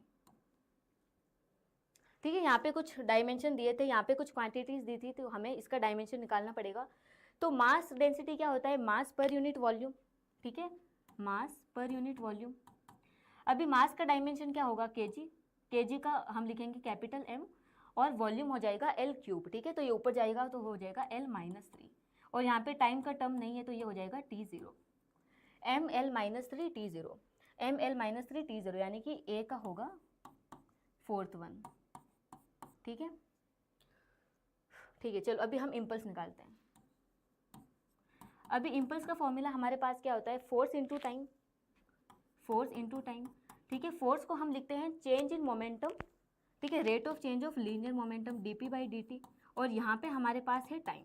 तो यहाँ से देखो हमें डायमेंशन निकालना है, ठीक है। तो यहाँ से टी कैंसिल हो जाएगा, टाइम का सेकेंड जो है ना, यहाँ से ये इनका डायमेंशन कैंसिल हो जाएगा। अभी मोमेंटम का फॉर्मूला क्या होता है, मोमेंटम हमारे पास क्या होता है, मास इंटू वेलोसिटी, ठीक है।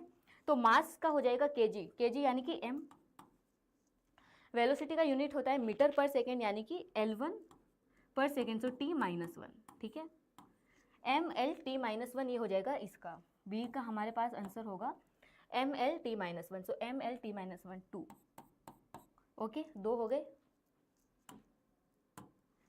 अभी हम देखते हैं सी है हमारे पास पावर। अब पावर क्या होता है, एनर्जी अपॉन टाइम।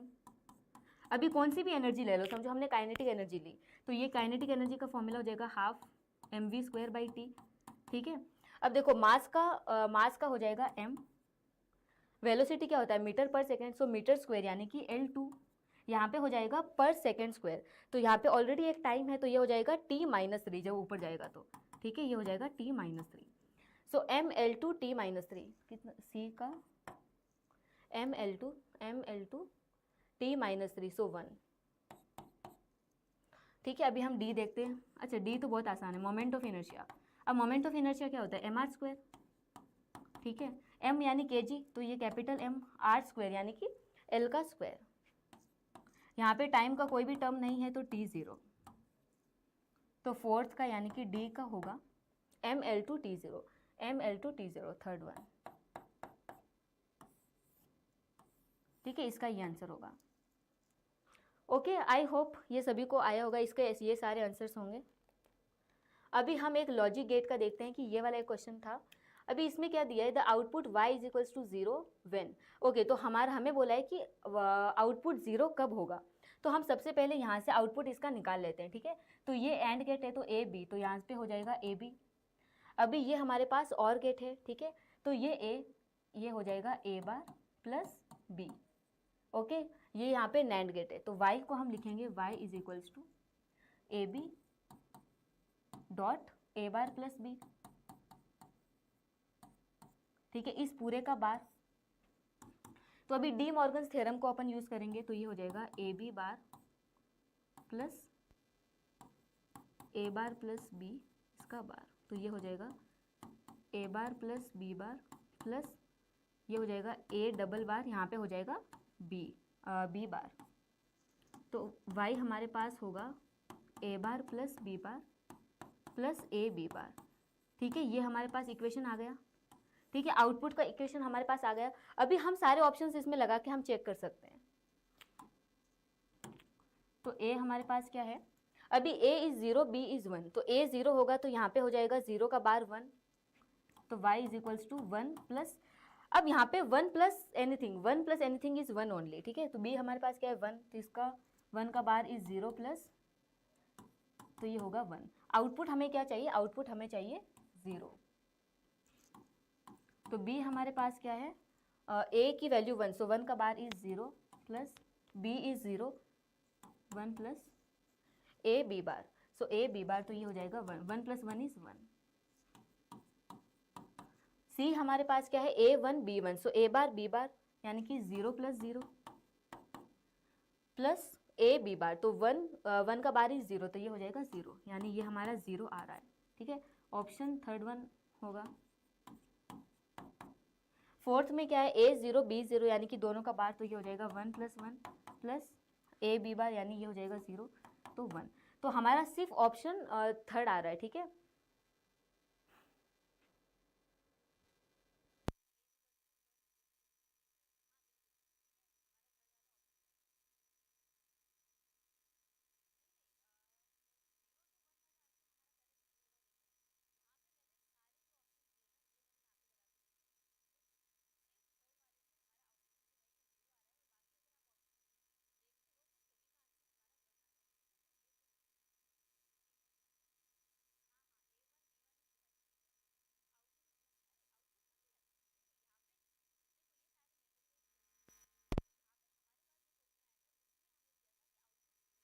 ठीक है, वॉइस ब्रेकिंग, अच्छा हाँ ठीक है, एक बार रुको, काम कर रहे होती है ना।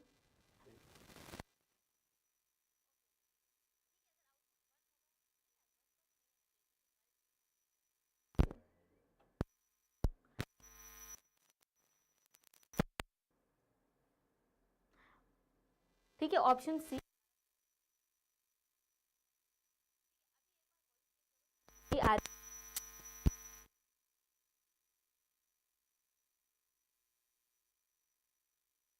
है ना,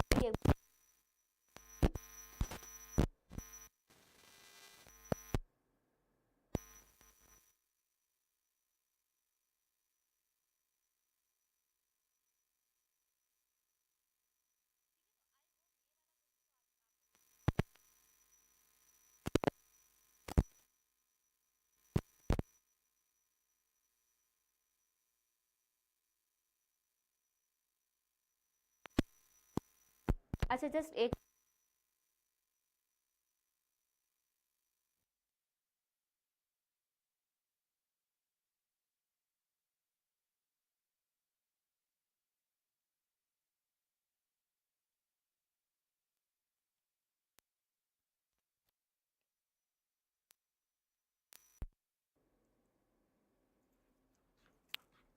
ठीक है, अभी चेक करो कि आवाज़ आ रही है ना, अभी एक बार चेक करो एंड मुझे बताओ। ठीक है, तो आई होप ये वाला क्वेश्चन समझ में आया होगा अभी हमारे पास। ओके ठीक है, यहाँ पे 2 स्टेटमेंट दी हुई है, अभी आ रहा होगा, देखो अभी आ रहा होगा, चेक करो एक बार। ठीक है, तो स्टेटमेंट 1 क्या है, magnetic monopole do not exist, जो कि ट्रू है। Okay fine fine. And statement 2 है field lines are continuous and form close loops, तो ये दोनों स्टेटमेंट्स ट्रू है। ठीक है, both statement 1 and statement 2 are correct. ठीक है, हमें पता है मैग्नेटिक मोनोपोल एग्जिस्ट नहीं होता है and magnetic field lines are continuous and form close loop. ठीक है, तो both statement 1 and statement 2 are correct. Okay ठीक है, तो चलो अभी हमारे पास ओके, तो अभी मैथ्स के कुछ क्वेश्चंस हैं, तो अभी फिजिक्स के क्वेश्चंस हमारे पास इतने ही थे। ठीक है ठीक है, तो अभी मैथ्स की फैकल्टी आएगी और अभी आपके मैथ्स के क्वेश्चंस होने वाले हैं। Okay, thank you so much.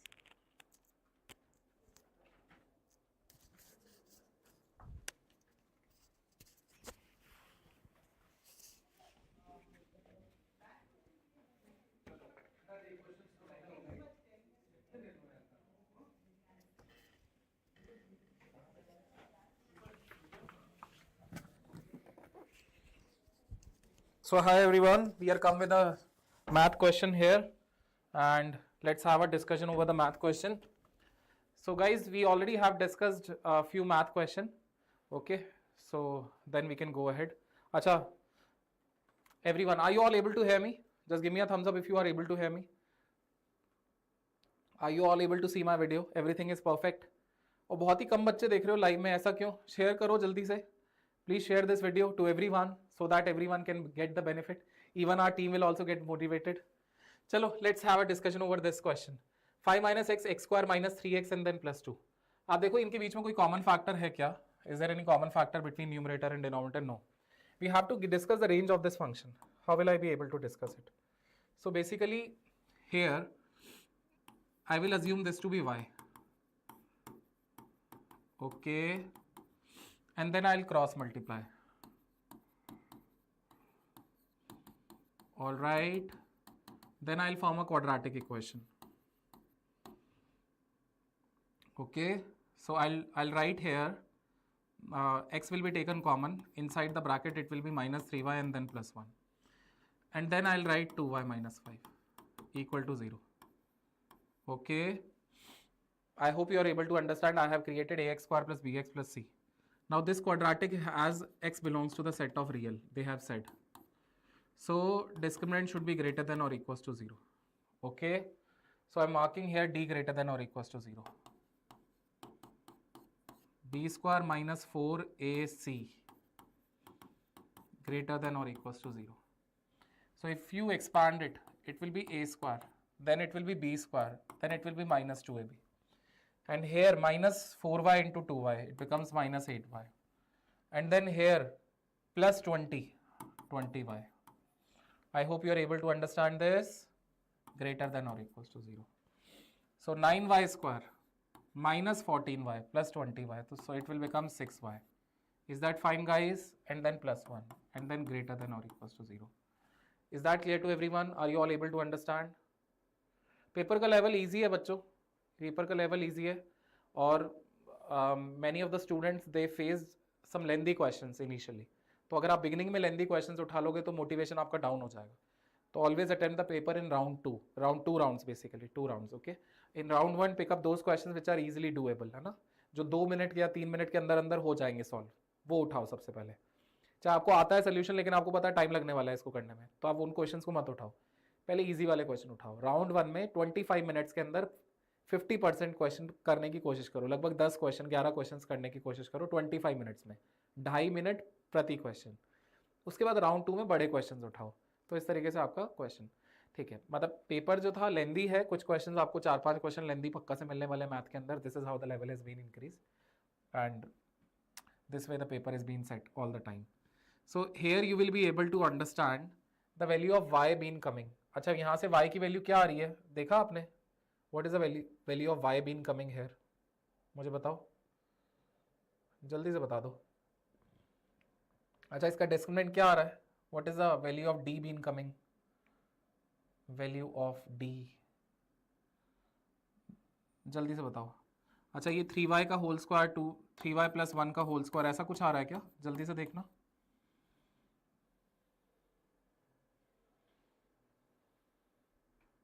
Everyone, अच्छा क्वेश्चन यही था।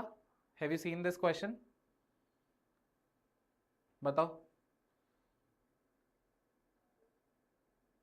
अच्छा, 24y आ रहा है, late me check.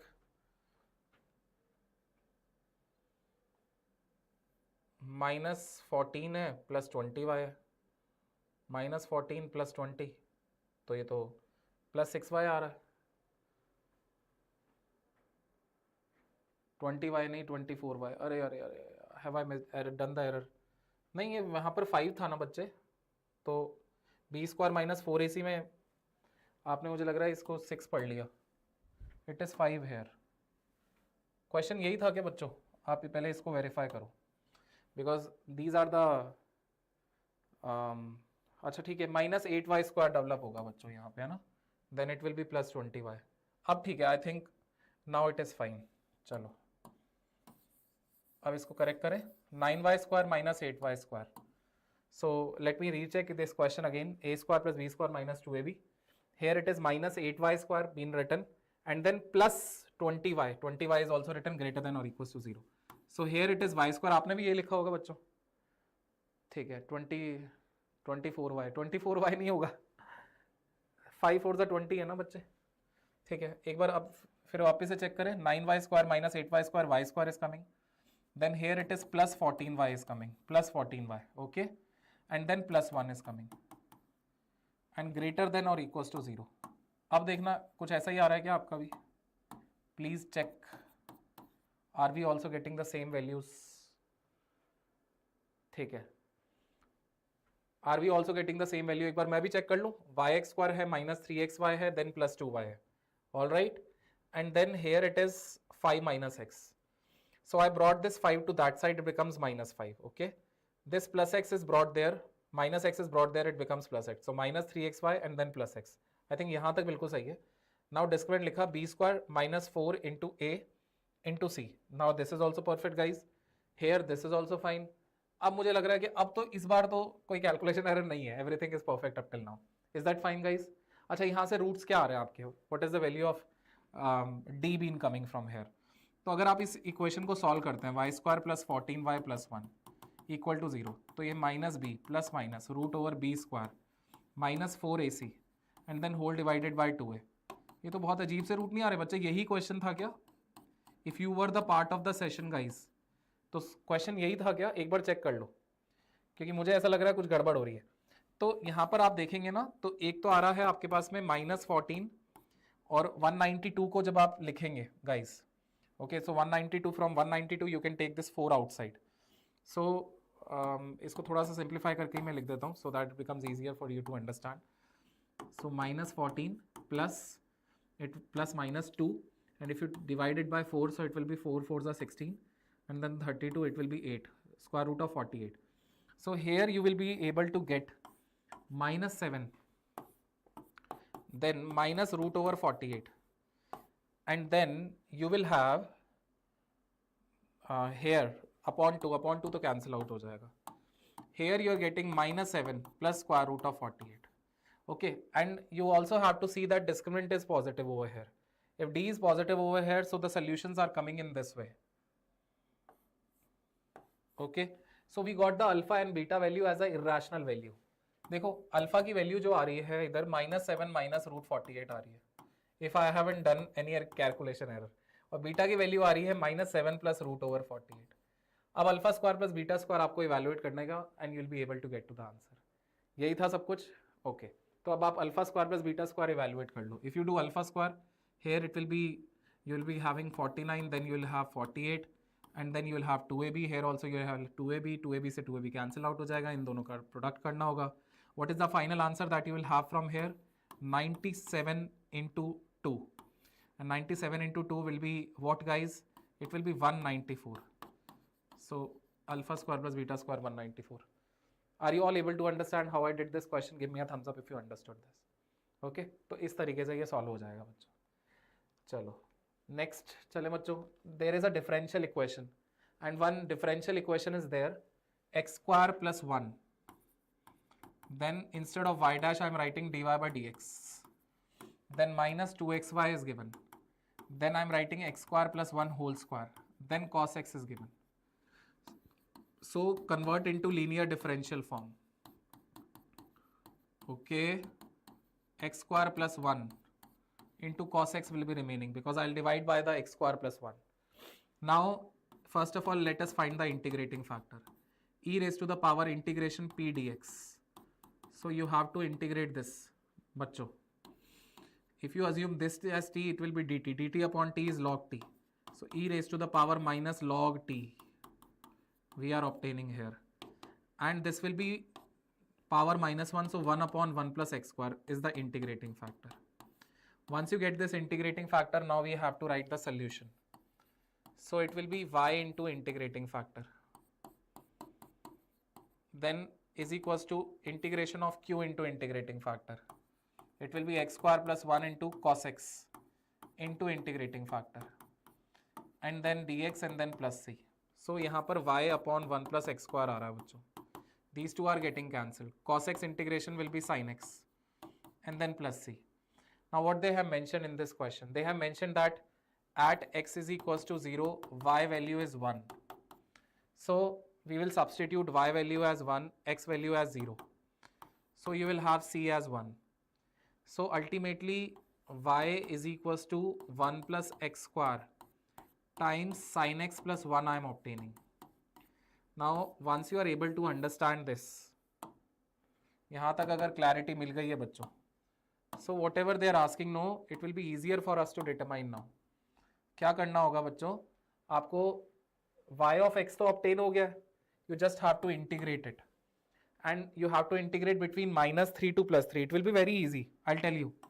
See, I am getting sin x, I am getting plus 1, then I am getting x square sin x, and then I am getting x square, and you have to integrate from minus 3 to plus 3. Now whichever functions are odd function, their integration will become 0. Okay, so how we have to do this question? So we have to make this as 0, odd function, make this as 0, odd function. One integration will be x, and x square integration will be x cube upon 3, and thus you have to put the value minus 3 to plus 3. First of all you will put plus 3, so यहाँ पर 3 plus 9 आ जाएगा, then आपको minus 3 डालना, तो एक तो minus 3 आ जाएगा, और यहाँ पर आपके पास में आ जाएगा minus 3 डालने से minus 27 over 3 minus 9. तो अब आपको यहाँ पर इन दोनों को subtract करना है. So 9 plus 3 you will have 12, then again you will have 12. So 24 will be the answer. B option will be the final answer to this question. Is that clear to everyone how we are able to get the answer to this question? If this is clear to you guys, then we can go ahead for the next one. There is another question in front of you.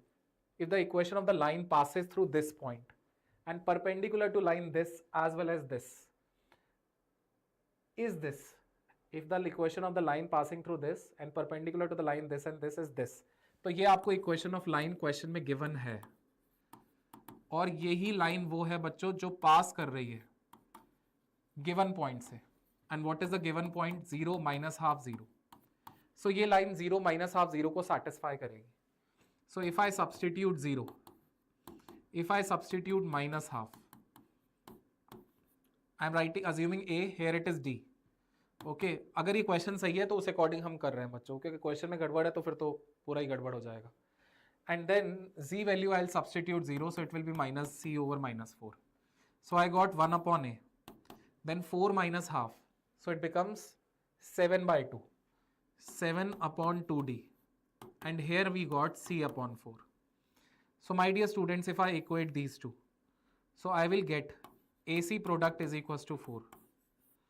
And if I equate the first two, so I'll get 7A is equals to 2D. These are the relationships between A and C I'm getting. Okay, if I equate the last two, I will be able to get 2CD is equals to 28. So CD product, I'm getting 14 from here. So these are the three relations that I can use in the future. But right now what I will be able to do it, I know that this line which is passing through this point has a parallel vector minus A, D and minus 4. These are the parallel vectors of the given line. Now they have said that the line passing through this point is perpendicular to these two lines. So first line has a parallel vector. I will write here ijk. The line number 1 has a parallel vector 1 a b, and the line number 2 has a parallel vector 1 minus 1 and then minus 6. 1 minus 1 minus 6. हमारी line in दोनों lines के साथ 90 बना रही है, मतलब इन दोनों line का जो पैरेलल वेक्टर है उनका क्रॉस कर देंगे तो हमारी लाइन का पैरेलल वेक्टर आ जाएगा. So this vector will be parallel to b1 cross b2. तो चलो एक बार b1 cross b2 let us examine that. I cap times minus 6a plus b minus j cap times minus 6 minus b plus k cap times minus 1 minus a. I hope you are able to understand how we did this. Now my dear students, I am getting minus 6a and then plus b.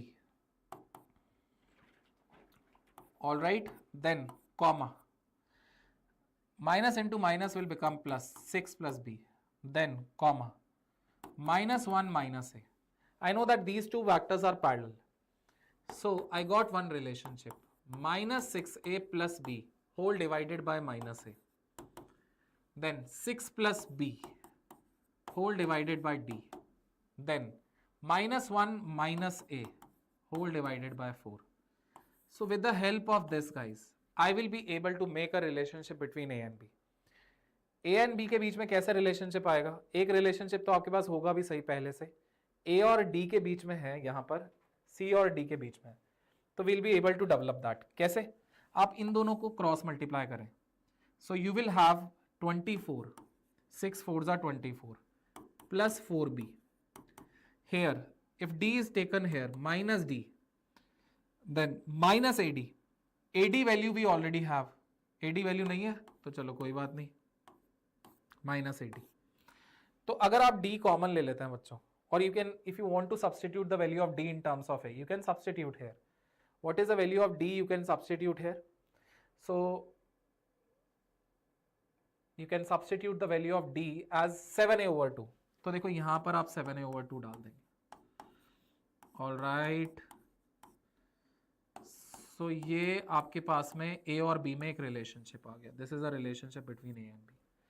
Now if you multiply these two guys, these two, so एक और relationship a और b में आ जाएगा. So that will be minus 24a. Then you will have plus 4b. Then you will have minus into minus plus a square. I hope this is also clear to you. So one of the relationship you have here, other relationship you have here, you will solve these two relationship to get the value of a. Once a value is determined, you will have c value. Once a value is determined, you will have d value. a, c, d, b भी आ जाएगा बच्चों, सारे values आ जाएंगे, तो बस यहाँ डालना होगा. You will be able to get to the answer. आपको समझ में आया या नहीं आया बच्चों? ओवरऑल पेपर मॉडरेट था. Okay, is that clear to everyone? समझ में आया यहाँ तक? देखो 24 प्लस 4a, 24 प्लस 4b का एडवांटेज यहाँ से उठा सकते हैं. 4b की वैल्यू यहाँ पे, ये वैल्यू निकाल के 4b की वैल्यू यहाँ डाल दीजिए, you will have the value of a. a value यहाँ डाल दीजिए, you will have the value of c. a value यहाँ डाल दीजिए, you will have the value of d. सारी वैल्यूज आ जाएंगे, ABCD वैल्यूज मिल जाएंगे. Yes ma'am. या B1 क्रॉस B2.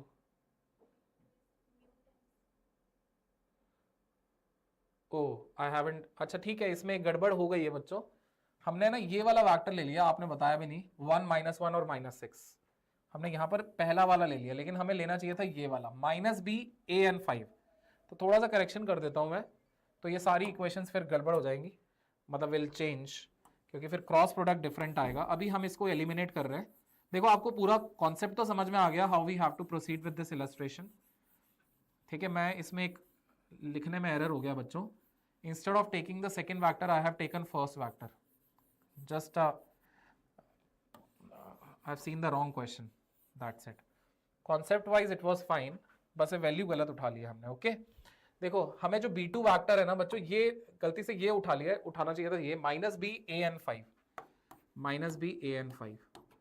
ओके अब आप b1 क्रॉस b2 जब निकालेंगे, i cap times 5a minus ab, then minus j cap times you will be writing 5 plus b square, and then you will write plus k cap times, you will be able to write here 1a plus ab, so a plus ab, all right। अब ये वाला vector और ये वाला vector आपको parallel करना होगा। Okay I am removing this part also so that it may be not confusing you. आपको ये वाला वेक्टर और ये वाला वेक्टर पैरेलल करना होगा, उससे a और b में रिलेशनशिप एस्टैब्लिश हो जाएंगे। ओके तो माइनस देखो 5a minus ab over minus a, then 5 plus b square with a negative sign over d, and then a plus ab over -4। बस इससे आपको रिलेशनशिप मिलेंगे। कुछ रिलेशनशिप्स है, ए बी सी डी की वैल्यू को सॉल्व करोगे, sir it is 2 not in the line equation, it is 2 not in the line equation. अच्छा 2 क्या हम मतलब कुछ करेक्शन बताना चाह रहे हो, it is 2 not in the line equation. ठीक है, मतलब एक बार देख लेना, कुछ क्वेश्चन में भी गड़बड़ हो सकता है, otherwise if this is a question guys तो उस हिसाब से ये परफेक्ट है b1 क्रॉस b2 की वैल्यू। ओके चलो आई होप इसको सॉल्व करके a और b में रिलेशनशिप्स आएंगे आपके पास, you will solve with ABCD की वैल्यूज आ जाएंगी और फिर आप यहाँ डालेंगे तो you will be able to get to the answer, final answer. Okay I hope you are able to understand this. Now let's move to the next equation. Instead of -a it is -2। अच्छा question में तुम बोल रहे हो instead of -a it is -2, -a कहाँ लिया हुआ है हमने? अच्छा यहाँ पर -2 होना चाहिए। ठीक है, क्योंकि मेमोरी बेस्ड क्वेश्चन है ना, वी डू नॉट नो, तो कुछ बच्चे बोल रहे हैं कि instead of -a it should be -2। तो ठीक है, अगर -2 ले लेंगे तो फिर तो और इजी हो जाएगा, मतलब ये रिलेशनशिप भी बहुत इजी हो जाएगा, मतलब a और c की वैल्यू फिर तो परफेक्ट आने स्टार्ट हो जाएंगी, मतलब इजी बन जाएगा क्वेश्चन। तो ठीक है, depends on the question what is been given. अगर यहाँ -2 डाल देंगे तो यहाँ भी -2 आ जाएगा और फिर इजी बन जाएगा बच्चों। ओके कैलकुलेशंस इजी हो जाएंगी। Let's move to the next question. ये एरिया ऑफ रीजन का क्वेश्चन है, 1 + x² लेस देन और इक्वल्स टू y। आप इस क्वाड्रेटिक को प्लॉट कर सकते हैं, y = 1 + x²। I tell you, जैसे आप x की वैल्यू 0 डालेंगे, you will have the value of y as 1। Okay and then y - 1 = x²। तो अब ये कैसा बनेगा? So you will have the parabola type of structure. Are you able to understand? अब शेडिंग कहाँ करनी है, बाहर या अंदर? तो एक बार 0 को चेक कर लो, 1 + 0 छोटा होता है क्या 0 से? नहीं, तो ओरिजिन पे शेडिंग नहीं करनी, you have to shade inside the parabola. I hope you understood this. Then we have a equation over here, y = x + 7। अब x = 0 पे y कोऑर्डिनेट तो 7 है, so let's say it is 0,7, and if you put the value of x as 1, then the y value is 8, so 1,8. So this is y = x + 7. All right, next y = 11 - 3x. So this is a negative slope. If you put x as 0, then y value will be 11. So इसको और भी ऊपर ले जाते हैं. Let us take this above, y-axis as above. So because we have to find the coordinate 0,11 over here. Then you put the value of x as 1, then you'll have the value of y as 9, y as 11 - 3, 8. So this way it will be. Okay, so this is y = 11 - 3x. अब इन्होंने क्या बोला है कि y जो है वो इसके अंदर लाई करेगा और इन दोनों में जो मिनिमम होगा, ठीक है, वो आपको कंसीडर करना होगा। तो आपको पैराबोला के अंदर भी रहना है और मिनिमम पे भी रहना है। तो देखो कौन सा एरिया आपके लिए सबसे सुटेबल है। मिनिमम मतलब जो छोटा होगा इन दोनों में से। ओके तो अब जैसे आप यहां से यहां देखेंगे तो this will be minimum, this line, और अगर यहाँ से यहाँ देखेंगे तो दिस विल बी मिनिमम। तो जो रीजन आपको डिटरमाइन करना है इस क्वेश्चन में, you have to determine this area guys, this area. तो पहले तो आप इन दोनों का है ना लाइन ऑफ इंटरसेक्शन, मतलब पॉइंट ऑफ इंटरसेक्शन डिटरमाइन कर लीजिए, दिस पॉइंट, और फिर ये वाले पैराबोला का point of intersection with the line determine कर लीजिए। तो आपको यहाँ से ना ये जो स्ट्रक्चर मिल रहा है बच्चों, ये एरिया अंडर द लाइन मिल रहा है, this is trapezium, this is trapezium, और दो ट्रेपीजियम में से पैराबोला का अंडर एरिया आपको सबट्रैक्ट करना होगा। Are you getting my point, how to solve this question? तो एक बार वर्किंग करते हैं, कैसे करेंगे। देखो आप x + 7 को इक्वेट करेंगे 11 - 3x से, so you will have 4x = 4 and then x value will be 1। तो आपको यहाँ से तो x की वैल्यू 1 मिल गई बच्चों, okay, is that clear? At x = 1, y coordinate is 8, तो यहाँ पर आपको 1, 8 मिल गया। I hope this is also clear to you. अब आपको ये जो लाइन है y = x + 7, you have to solve with y = 1 + x²। y = x + 7, you have to solve with y = 1 + x²। तो ये बहुत easy है, 1 + x² has to be equated with x + 7, so x² minus x and then -6 will develop. Here you will have two zeros, one is x - 3 as a factor, x + 2 as a factor, so एक आपको मिल जाएगा -√x - 2, so this is -2। I hope this is also clear to you। अब अगर ये समझ में आ गया बच्चों, तो अब यहां पर इसको सॉल्व कर लो। 11 - 3x has to be solve with the same curve, y = 11 - 3x and this, so 11 - 3x has to be equal to 1 + x², x² plus 3x and then -10 is equals to 0, so you will be able to get 5 and 2, x + 5, x - 2, so x is equals to 2 यहाँ पर आ जाएगा आपका। तो आप trapezium का area निकाल लो, half sum of its parallel side. देखो अगर आप ये पैरेलल साइड्स की लेंथ निकालना चाहते हैं तो -2 आप इसके अंदर डालेंगे तो ये 5 आ जाएगा, -2, 5। और अगर आप ये इसमें 2 डालेंगे इस लाइन में, if you substitute 2, so 11 - 6 it is 5, so half sum of parallel sides, so this is 5 + 8 into distance between them, so here the height is 3, half sum of parallel sides 5 + 8 again into distance between them, that is 1। so ये तो ट्रेपीजियम्स का area. इसमें से आपको integration subtract करना है, and integration is from -2 to +2, area under the parabola, and parabola का area under क्या है, 1 + x²। Are you able to understand how to do this question? Will you be able to solve it? But बहुत easy है। 13/13 आप common ले सकते हैं, 13/2 also you can take common, you will be left with 3 + 1 over here, and 3 + 1 will be 4, so we are getting 26 as a area of trapezium। उसमें से आपको -2 से +2 area under the parabola you have to remove it, okay, -2 to +2, then it will be 2, then it will be 8/3, then it will be -2, and then it will be -8/3।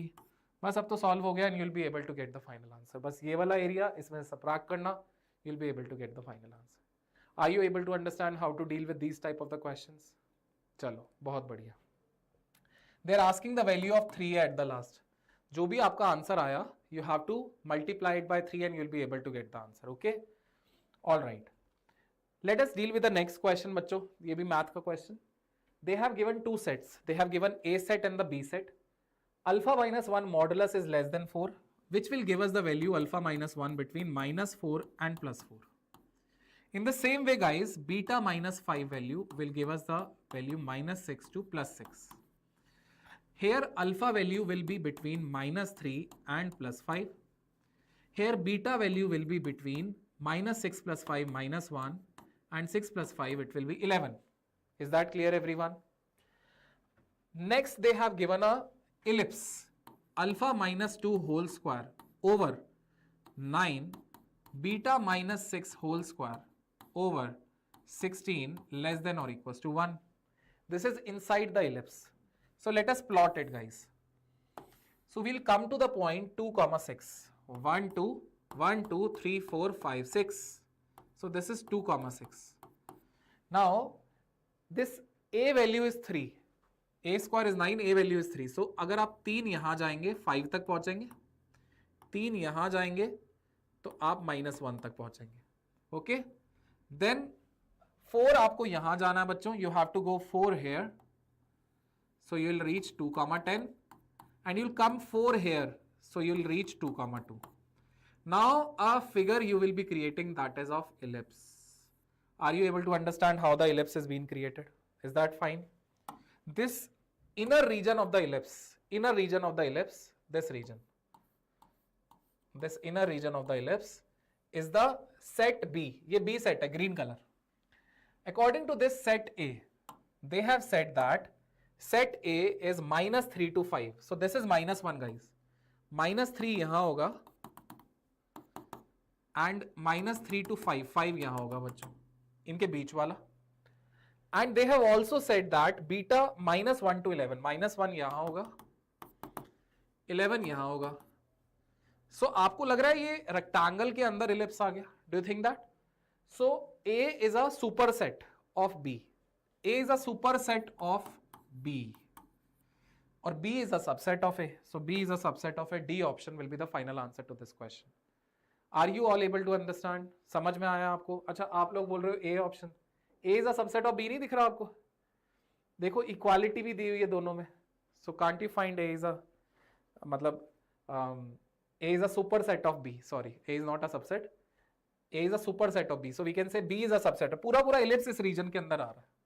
Getting my point? Are you able to understand? Chalo, let's talk about this question.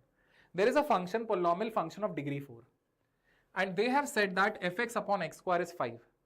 Let's say if degree 4 is this. I'm assuming one of the degree 4, ax raised to the power 4, bx cube, cx square, dx and then plus c. कहा है कि fx when divided by x square and limit of x is tending towards 0 will have the value 5. इसका मतलब ये हुआ बच्चों कि अगर आपने इसको x स्क्वायर से डिवाइड करा the value will be 5. So that means guys ax raise to the power 4, bx cube, cx square, dx plus e when divided by x square will give you the value 5. So that means guys this coefficient of c has to be 5 importantly. And this D and E both has to be 0. And A and B can be any number.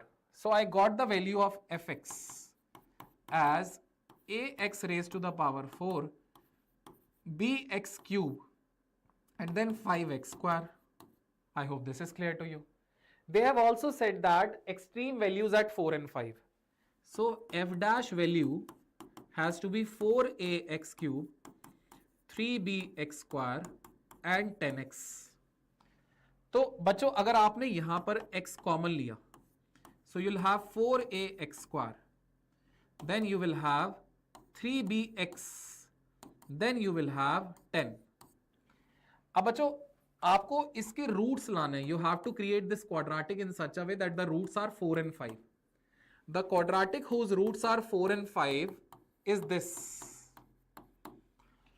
So if you divide by 2, it will be half x square, 9 by 2x and plus 10. Now I'm comparing this quadratic with this. So 4a value is half, 3b value is minus 9 by 2. A value I got 1 by 8, B value I got minus 3 by 2. A and B will help me to write the function. So I got function as A, x raised to the power 4, B, x cube, C value is 5x square, D and D was 0, this is the function I got. What they want me? They want me to put x as 2, 16 over 8, 16 over 8 is 2. This is 4 over 2, 2, 2 into 3, 6, and then 4 into 5, 20. So here I got 20 minus 4. अच्छा 20 minus 4 आ रहा है क्या? एक बार check करो. अरे नहीं, कुछ गड़बड़ किया. एक बार 2 डालना इसमें. If I substitute 2, 16 over 8, that is 2. 4 over 2, 2. 2 into 3, it is minus 6. Then here it is 4. So 20 minus 4, 16 आ रहा है हमारा. तो कुछ गड़बड़ तो नहीं हुआ? Let me check it again. Let me check it again. यहाँ तक कुछ problem. B value is -3/2. -3/2 I have substituted properly, and here I got the value of C as 5. ये भी properly substitute किया. X की value 2 डालनी थी बच्चों. I substituted the value of X as 2. Option में कुछ गड़बड़ तो नहीं है, क्योंकि मेमोरी बेस्ड क्वेश्चन है. There can be a chance. So देखो यहाँ पर तो 2 आ रहा है. Here it is -6 only that I am getting. Here it is -4 and then I am getting 20. So I am getting 16 over here. But I don't know why the options are not given as 16. But let's see. कुछ error हो सकता है क्या नहीं. अच्छा x cube में डाला है 4ax. x स्क्वायर हो जाएगा 3bx हो जाएगा. ओके एंड 10x हो जाएगा. ये भी सही है, सब कुछ सही है. आई डिड b नेगेटिव डाला है हमने. हाँ b नेगेटिव ही रखा हुआ है. I don't know why the answer is not matching but will see. Options में गड़बड़ हो सकती है, लेकिन हमारा जो अभी तक आंसर बैठा है that is 16 guys. Okay there can be a error in the option. Can we go ahead for the next question? What you say? एक बार चेक कर लिया आप लोगों ने भी. There is no problem in this because I have to create a quadratic such that it should be this. Okay, 9/2 and half x square. So 4a is half, a value is 1/8, 3b is -9/2, so b value is -3/2. That is perfect. यहाँ तक तो कोई doubt नहीं है. तो हो सकता है मेमोरी बेस्ड क्वेश्चन है तो ऑप्शंस सही नहीं हो. अच्छा ऑप्शन सही है ये तन्मय. ठीक है, let's see what can be done. चलो देख लेना एक बार आप ऑप्शंस में होगा या फिर कुछ फंक्शन में कुछ एरर हो सकता है. f(2) की जगह f(1) पूछा हो. There can be a situation. अच्छा 2 तो नहीं, 2 ही होगा क्योंकि 1 तो नहीं. अच्छा एक गड़बड़ हो गई है. क्या गड़बड़ हुई है? ये x क्यूब है बच्चों. This is x cube. I have written square both the times. It is x cube. So 8/2 is 4. अब ये आ जाएगा बच्चों, ये 12 हो जाएगा. This is 12. ये पता नहीं कैलकुलेशन एरर्स क्यों हो रहे हैं आज. चलो ठीक है. So 8/2 is 4. 4 into 3 is 12. Okay, and it is -10 plus 20. Now it is getting perfect plus 10. Is that clear to everyone? चलो, that's great. So instead of cube, I have written x square. अच्छा ये वाला question किया. number of solutions of this equation. Have you tried this question? So let's see that. देखो cos 2 theta दिया, cos theta by 2 दिया. Then here 2 cos cube 5 theta by 2 is given. I'm taking cos 5 theta by 2 to that side only. So cos 2 theta, cos theta by 2, cos 5 theta by 2 I'm taking common. It is 2 cos square 5 theta by 2 minus 1. So cos 5 theta by 2. 2 cos square theta minus 1 is cos 2 theta, cos 5 theta. It is cos 2 theta, cos theta by 2. I'm multiplying by 2 to both the sides. 2 cos x cos y is cos a plus b plus cos a minus b. Here it is cos a plus b and then cos a minus b. Are you able to understand how I did this problem? These two are same. They will get cancelled. Cos 15 theta by 2, cos 3 theta by 2 is equals to 0. Cos c minus cos d is minus 2 sin c plus d upon 2. So it becomes 9 theta upon 2 sin c minus d upon 2. So 12, 6, 3 theta. So I am getting sin 9 theta by 2 0, sin 3 theta is equals to 0. Are you able to understand? यहाँ तक देख लो बच्चों, सब कुछ समझ में आया आपको ये कैसे किया मैंने? ठीक है, तो देखो दो सॉल्यूशंस आ रहे हैं. एक तो 9 थीटा बाई 2 0 और एक 3 theta 0. So 9 theta by 2 I am getting n pi. Theta I am getting 2n pi over 9. इन्होंने बोला answer has to be between -π/2 to +π/2. So क्या क्या वैल्यू रख सकते हैं n की? क्या n की वैल्यू आप 3 रख पाएंगे? Because if you keep more then 4 तो π/2 को क्रॉस कर जाएगा, -π/2 को. So you can not keep n value as 3. So you have to write your answer in such a way that they should be in the interval -90 to +90. सो आप देखो यहां पर n की वैल्यू आप 2 तक ले जा सकते हैं बच्चों, you can take it up till 2. So n value can be, because n is integer, -2, -1, 0, 1 and 2. I hope you are able to understand. Here 3 theta. Now 3 theta value is m pi. Theta value will be m pi over 3. So m value can be 0, 1. अच्छा 2 ले जा सकते हैं, you can put the value of m as 2. No, we cannot take that. And -1. This value is common. 0 value is common. Okay. Is there any other value which you can see that common? जैसे 1 pi by 3. इधर pi by 3 आ रहा है कहीं पे भी. Is it possible to get pi by 3 over here? यहाँ पर आ सकता है क्या? तुम बताओ मुझे.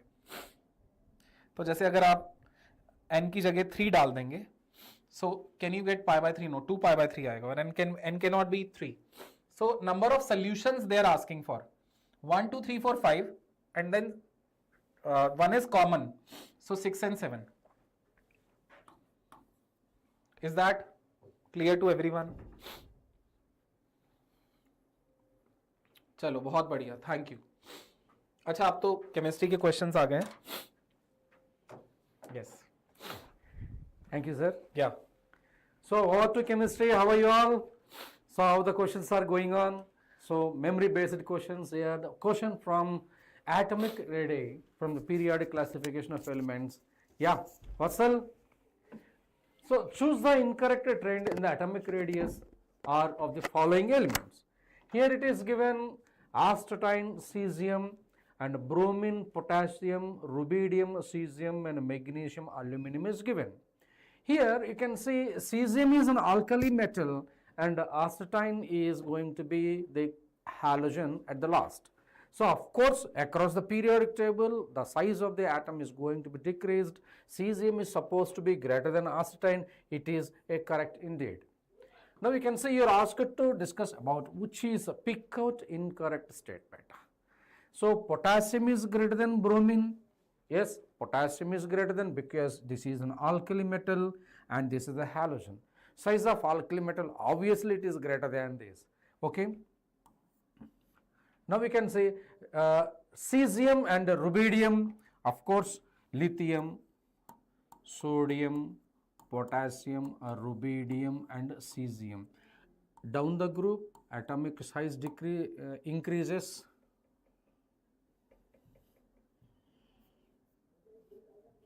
It is going to be like this. Yes, cesium is greater than rubidium. A, B correct here. But when it comes to this is an alkali earth metal, it is a group 2 and this is a group 13. Group 13, it is always smaller than group 2. When you check this, magnesium is going to be 160 picometers according to the NCERT and it is going to be 138 picometers. So this is incorrect order. So the answer for this question is going to be option 4. So it is a simple basic periodic table question and somehow it is connected to the S block and P block even. Stay tuned. Inorganic chemistry carries very easy kind of questions where you are going to see this kind of atomic size type, ionization energy type, successive ionization energy type, electronegativity, orders and electron affinity. Actually electron affinity you are going to have the negative value, so you have to consider the magnitude and many things you can get from this periodic table. Stay tuned with such type of questions. Even these kind of questions and analysis are important for JEE advanced examination as well. So dear children, we will see one more question. Statement 1, it is cis isomer of ethene and cis isomer of ethene. So 1,2-dichloro, cis 1,2-dichloroethene, cis 1,2-dibromoethene. It is more polar than this. Of course, polarity is directly proportional to electronegativity. So the polarity is directly proportional to electronegativity. Yes, of course, this is true because Carbon to chlorine is more polar than carbon to bromine, and of course both are cis isomers. So this is a correct statement. Agree? Now you can see boiling point of trans is lower as compared to the cis isomer of bromine. How it is possible? Boiling point is directly proportional to polarity, directly proportional to resultant dipole moment.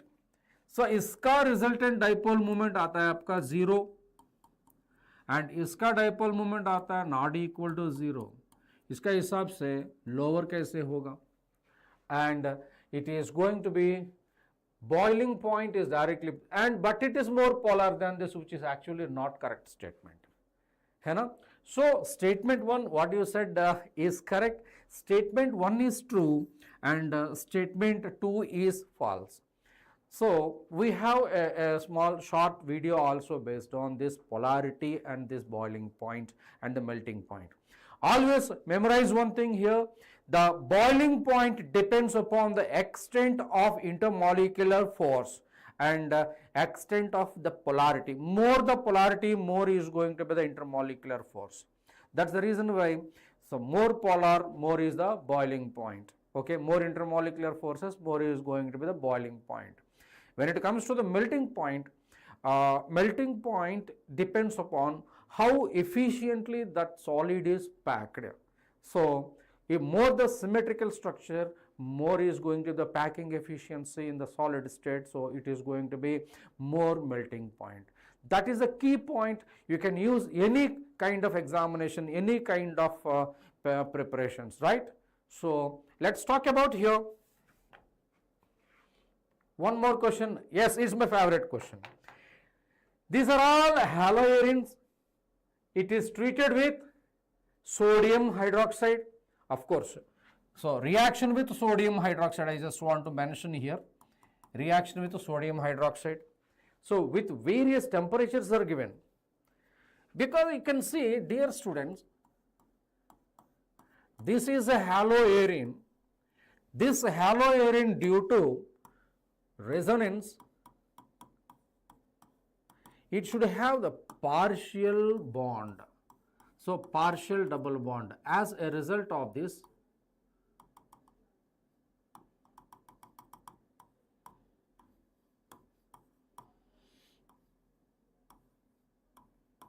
because of this partial double bond, haloarenes are almost unreactive in nucleophilic substitution reaction at ordinary conditions. That is a key point. Even in the board's examination it has been asked. That's the reason why you can see the chlorobenzene, when you react with the sodium hydroxide and at room temperature there is no reaction. But if it is heated to very, very, very high temperature, 623 Kelvin and 300 atm or 200 atm, you are going to get this Dow's process. You know? And if any electron withdrawing group is present at ortho and para positions, nucleophilic substitution reaction is going to be increased. So Cl, if any electron withdrawing group is present at ortho position or para position, electron withdrawing group, now it is going to be more reactive. I mean to say, reactivity is directly proportional to number of electron withdrawing groups. It is clearly mentioned in the NCERT textbook. Clearly mentioned in the NCERT textbook. ये textbook का details के हिसाब से ये वाला जो chlorobenzene when react with sodium hydroxide, it has to be heated to such a high temperature, 623 Kelvin. Okay, and if one nitro group is there, little bit heating is required. For that you need to heat it to 443 Kelvin. Two more electron withdrawing groups are there. Therefore, a little easy, it is going to be little easy. So we can say it is going to be 6 360 Kelvin में काम हो जाएगा. Now when you talk about 3 electron withdrawing groups, so the reaction takes place in such a way that simple heating, slight warming is sufficient. Therefore, I can say the answer for this question is going to be very simple. 1A goes to with 4 and B goes to with 3 and C goes to with 2 and D goes to with 1. So, as a result of this, answer A is the correct answer for this question. How many did correct for this? Mention in the chat box. We are coming to one more question here. This is the question related to haloarenes and haloalkanes. Wonderful. Nice. Now, let's see here one more question. Yes, P naught A is 350 torr, P naught B is going to be 750 torr. So, here you have component A in the liquid state and it is closed here. So, let's talk about what is happening here. Component A is there, component B is there in the liquid state, component A is there, B in the vapor state. So, P naught A is given as 350 torr or 350 millimeter mercury. Yeah, it is going to be 750 torr. It is not a numerical. So, in the liquid state, okay. So, when these two are volatile liquids A and B form an ideal solution, XA and XB are the respective mole fractions and K is the mole fraction of A and B in the solution. YA and YB are the respective mole fractions of A and B. So, its vapor pressure is more. So, more amount of B is going to be present. Mole fraction of B is going to be more. That's the reason why I would say mole fraction in the vapor phase is going to be more for the B. So, it is going to be YA and YB is less than mole fraction of A and B. I would say option 2 is the correct answer. So, I want to say vapor pressure increases, okay, and its mole fraction in the vapor state also increases, okay. Yeah. Now, let's talk about why half-filled and full-filled electronic configurations are more stable. So, nitrogen is NS2NP3. Nitrogen, it is going to be 1s2, 2s2, 2p3. Why this is half-filled is going to be more stable? And neon, you got, it is going to be 1s2, 2s2, 2p6.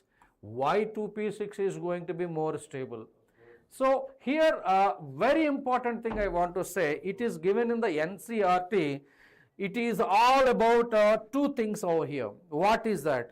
Either it could be element of symmetry or exchange energy. Let's talk about P3 configuration, 2s2, 2p3 configuration. In this 2s2, 2p3 configuration, you have a box, okay. So, if the half-filled electronic configuration is there, so the electron definitely it is going to be highly unstable and Px, Py, Pz and these three unpaired electrons are degenerate orbitals. They have the exactly same energy. So, immediately what happens?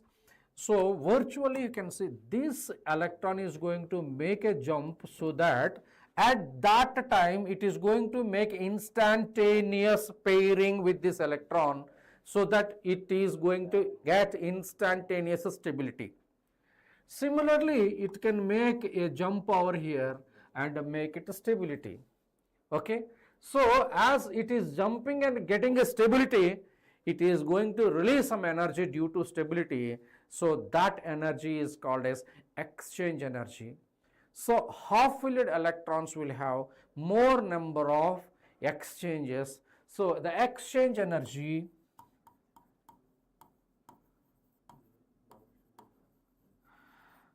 is directly proportional to number of exchanges.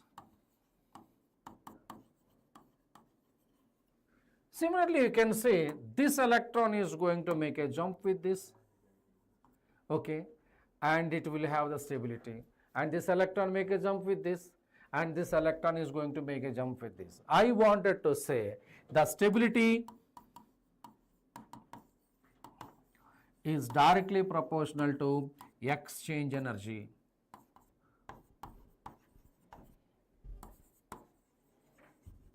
So for this I would say exchange energy. So in NCERT, in this a table is given, okay, and you are going to see that usually we see this is in the Hund's rule of maximum multiplicity application over here. So does reducing shielding effect electron be a reason for stability? Actually that gives the different factor. Shielding gives a different factor. Shielding doesn't come across with the stability. So shielding has no effect on the stability, rather shielding has the effect on the relative ionizations and the relative electron affinities and relative electron negativities, okay, but not with the atomic stability. So this electronic configuration atomic stability is given for the exchange energy. So this is the exchange energy is the correct answer for this question. Coulombic repulsion shielding we also in options? No. These are all the options are not matching with this, but exchange energy is given according to the NCERT. So even based on this number of exchanges, you can calculate, you can expect advanced level questions based on this. Okay.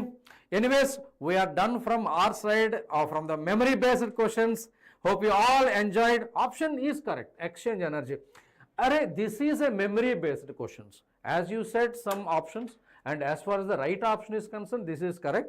And as far as the other part of the options, it is all based on the memory. Is that fine? And get well for the next. Tomorrow we are going to conduct one more session for the final round of session 2 examination for the JEE. And also we are running a crash course from the Infinity Learn for the JEE preparing advanced preparation students, and do join with us on the YouTube platform, and the link is available in the description box. Everybody click it, and you can enjoy your advanced preparation. All the best, my dear students. You all done very well, and boost your confidence with Infinity Learn. And signing off, Suresh, Faculty of Chemistry from Infinity Learn JEE YouTube channel. Thank you. God bless you all. MSET courses are also available. You just connect to the Infinity Learn. Link is given in the description box. You just click it, and the pinned messages also. You are going to get a call back, and you are going to see MSET and BITSET, other engineering entrance examinations, and JEE advanced examination, various courses that are available. Okay, thank you very much. God bless you all, my dear students. Signing off, Suresh, Faculty of Chemistry from Infinity Learn.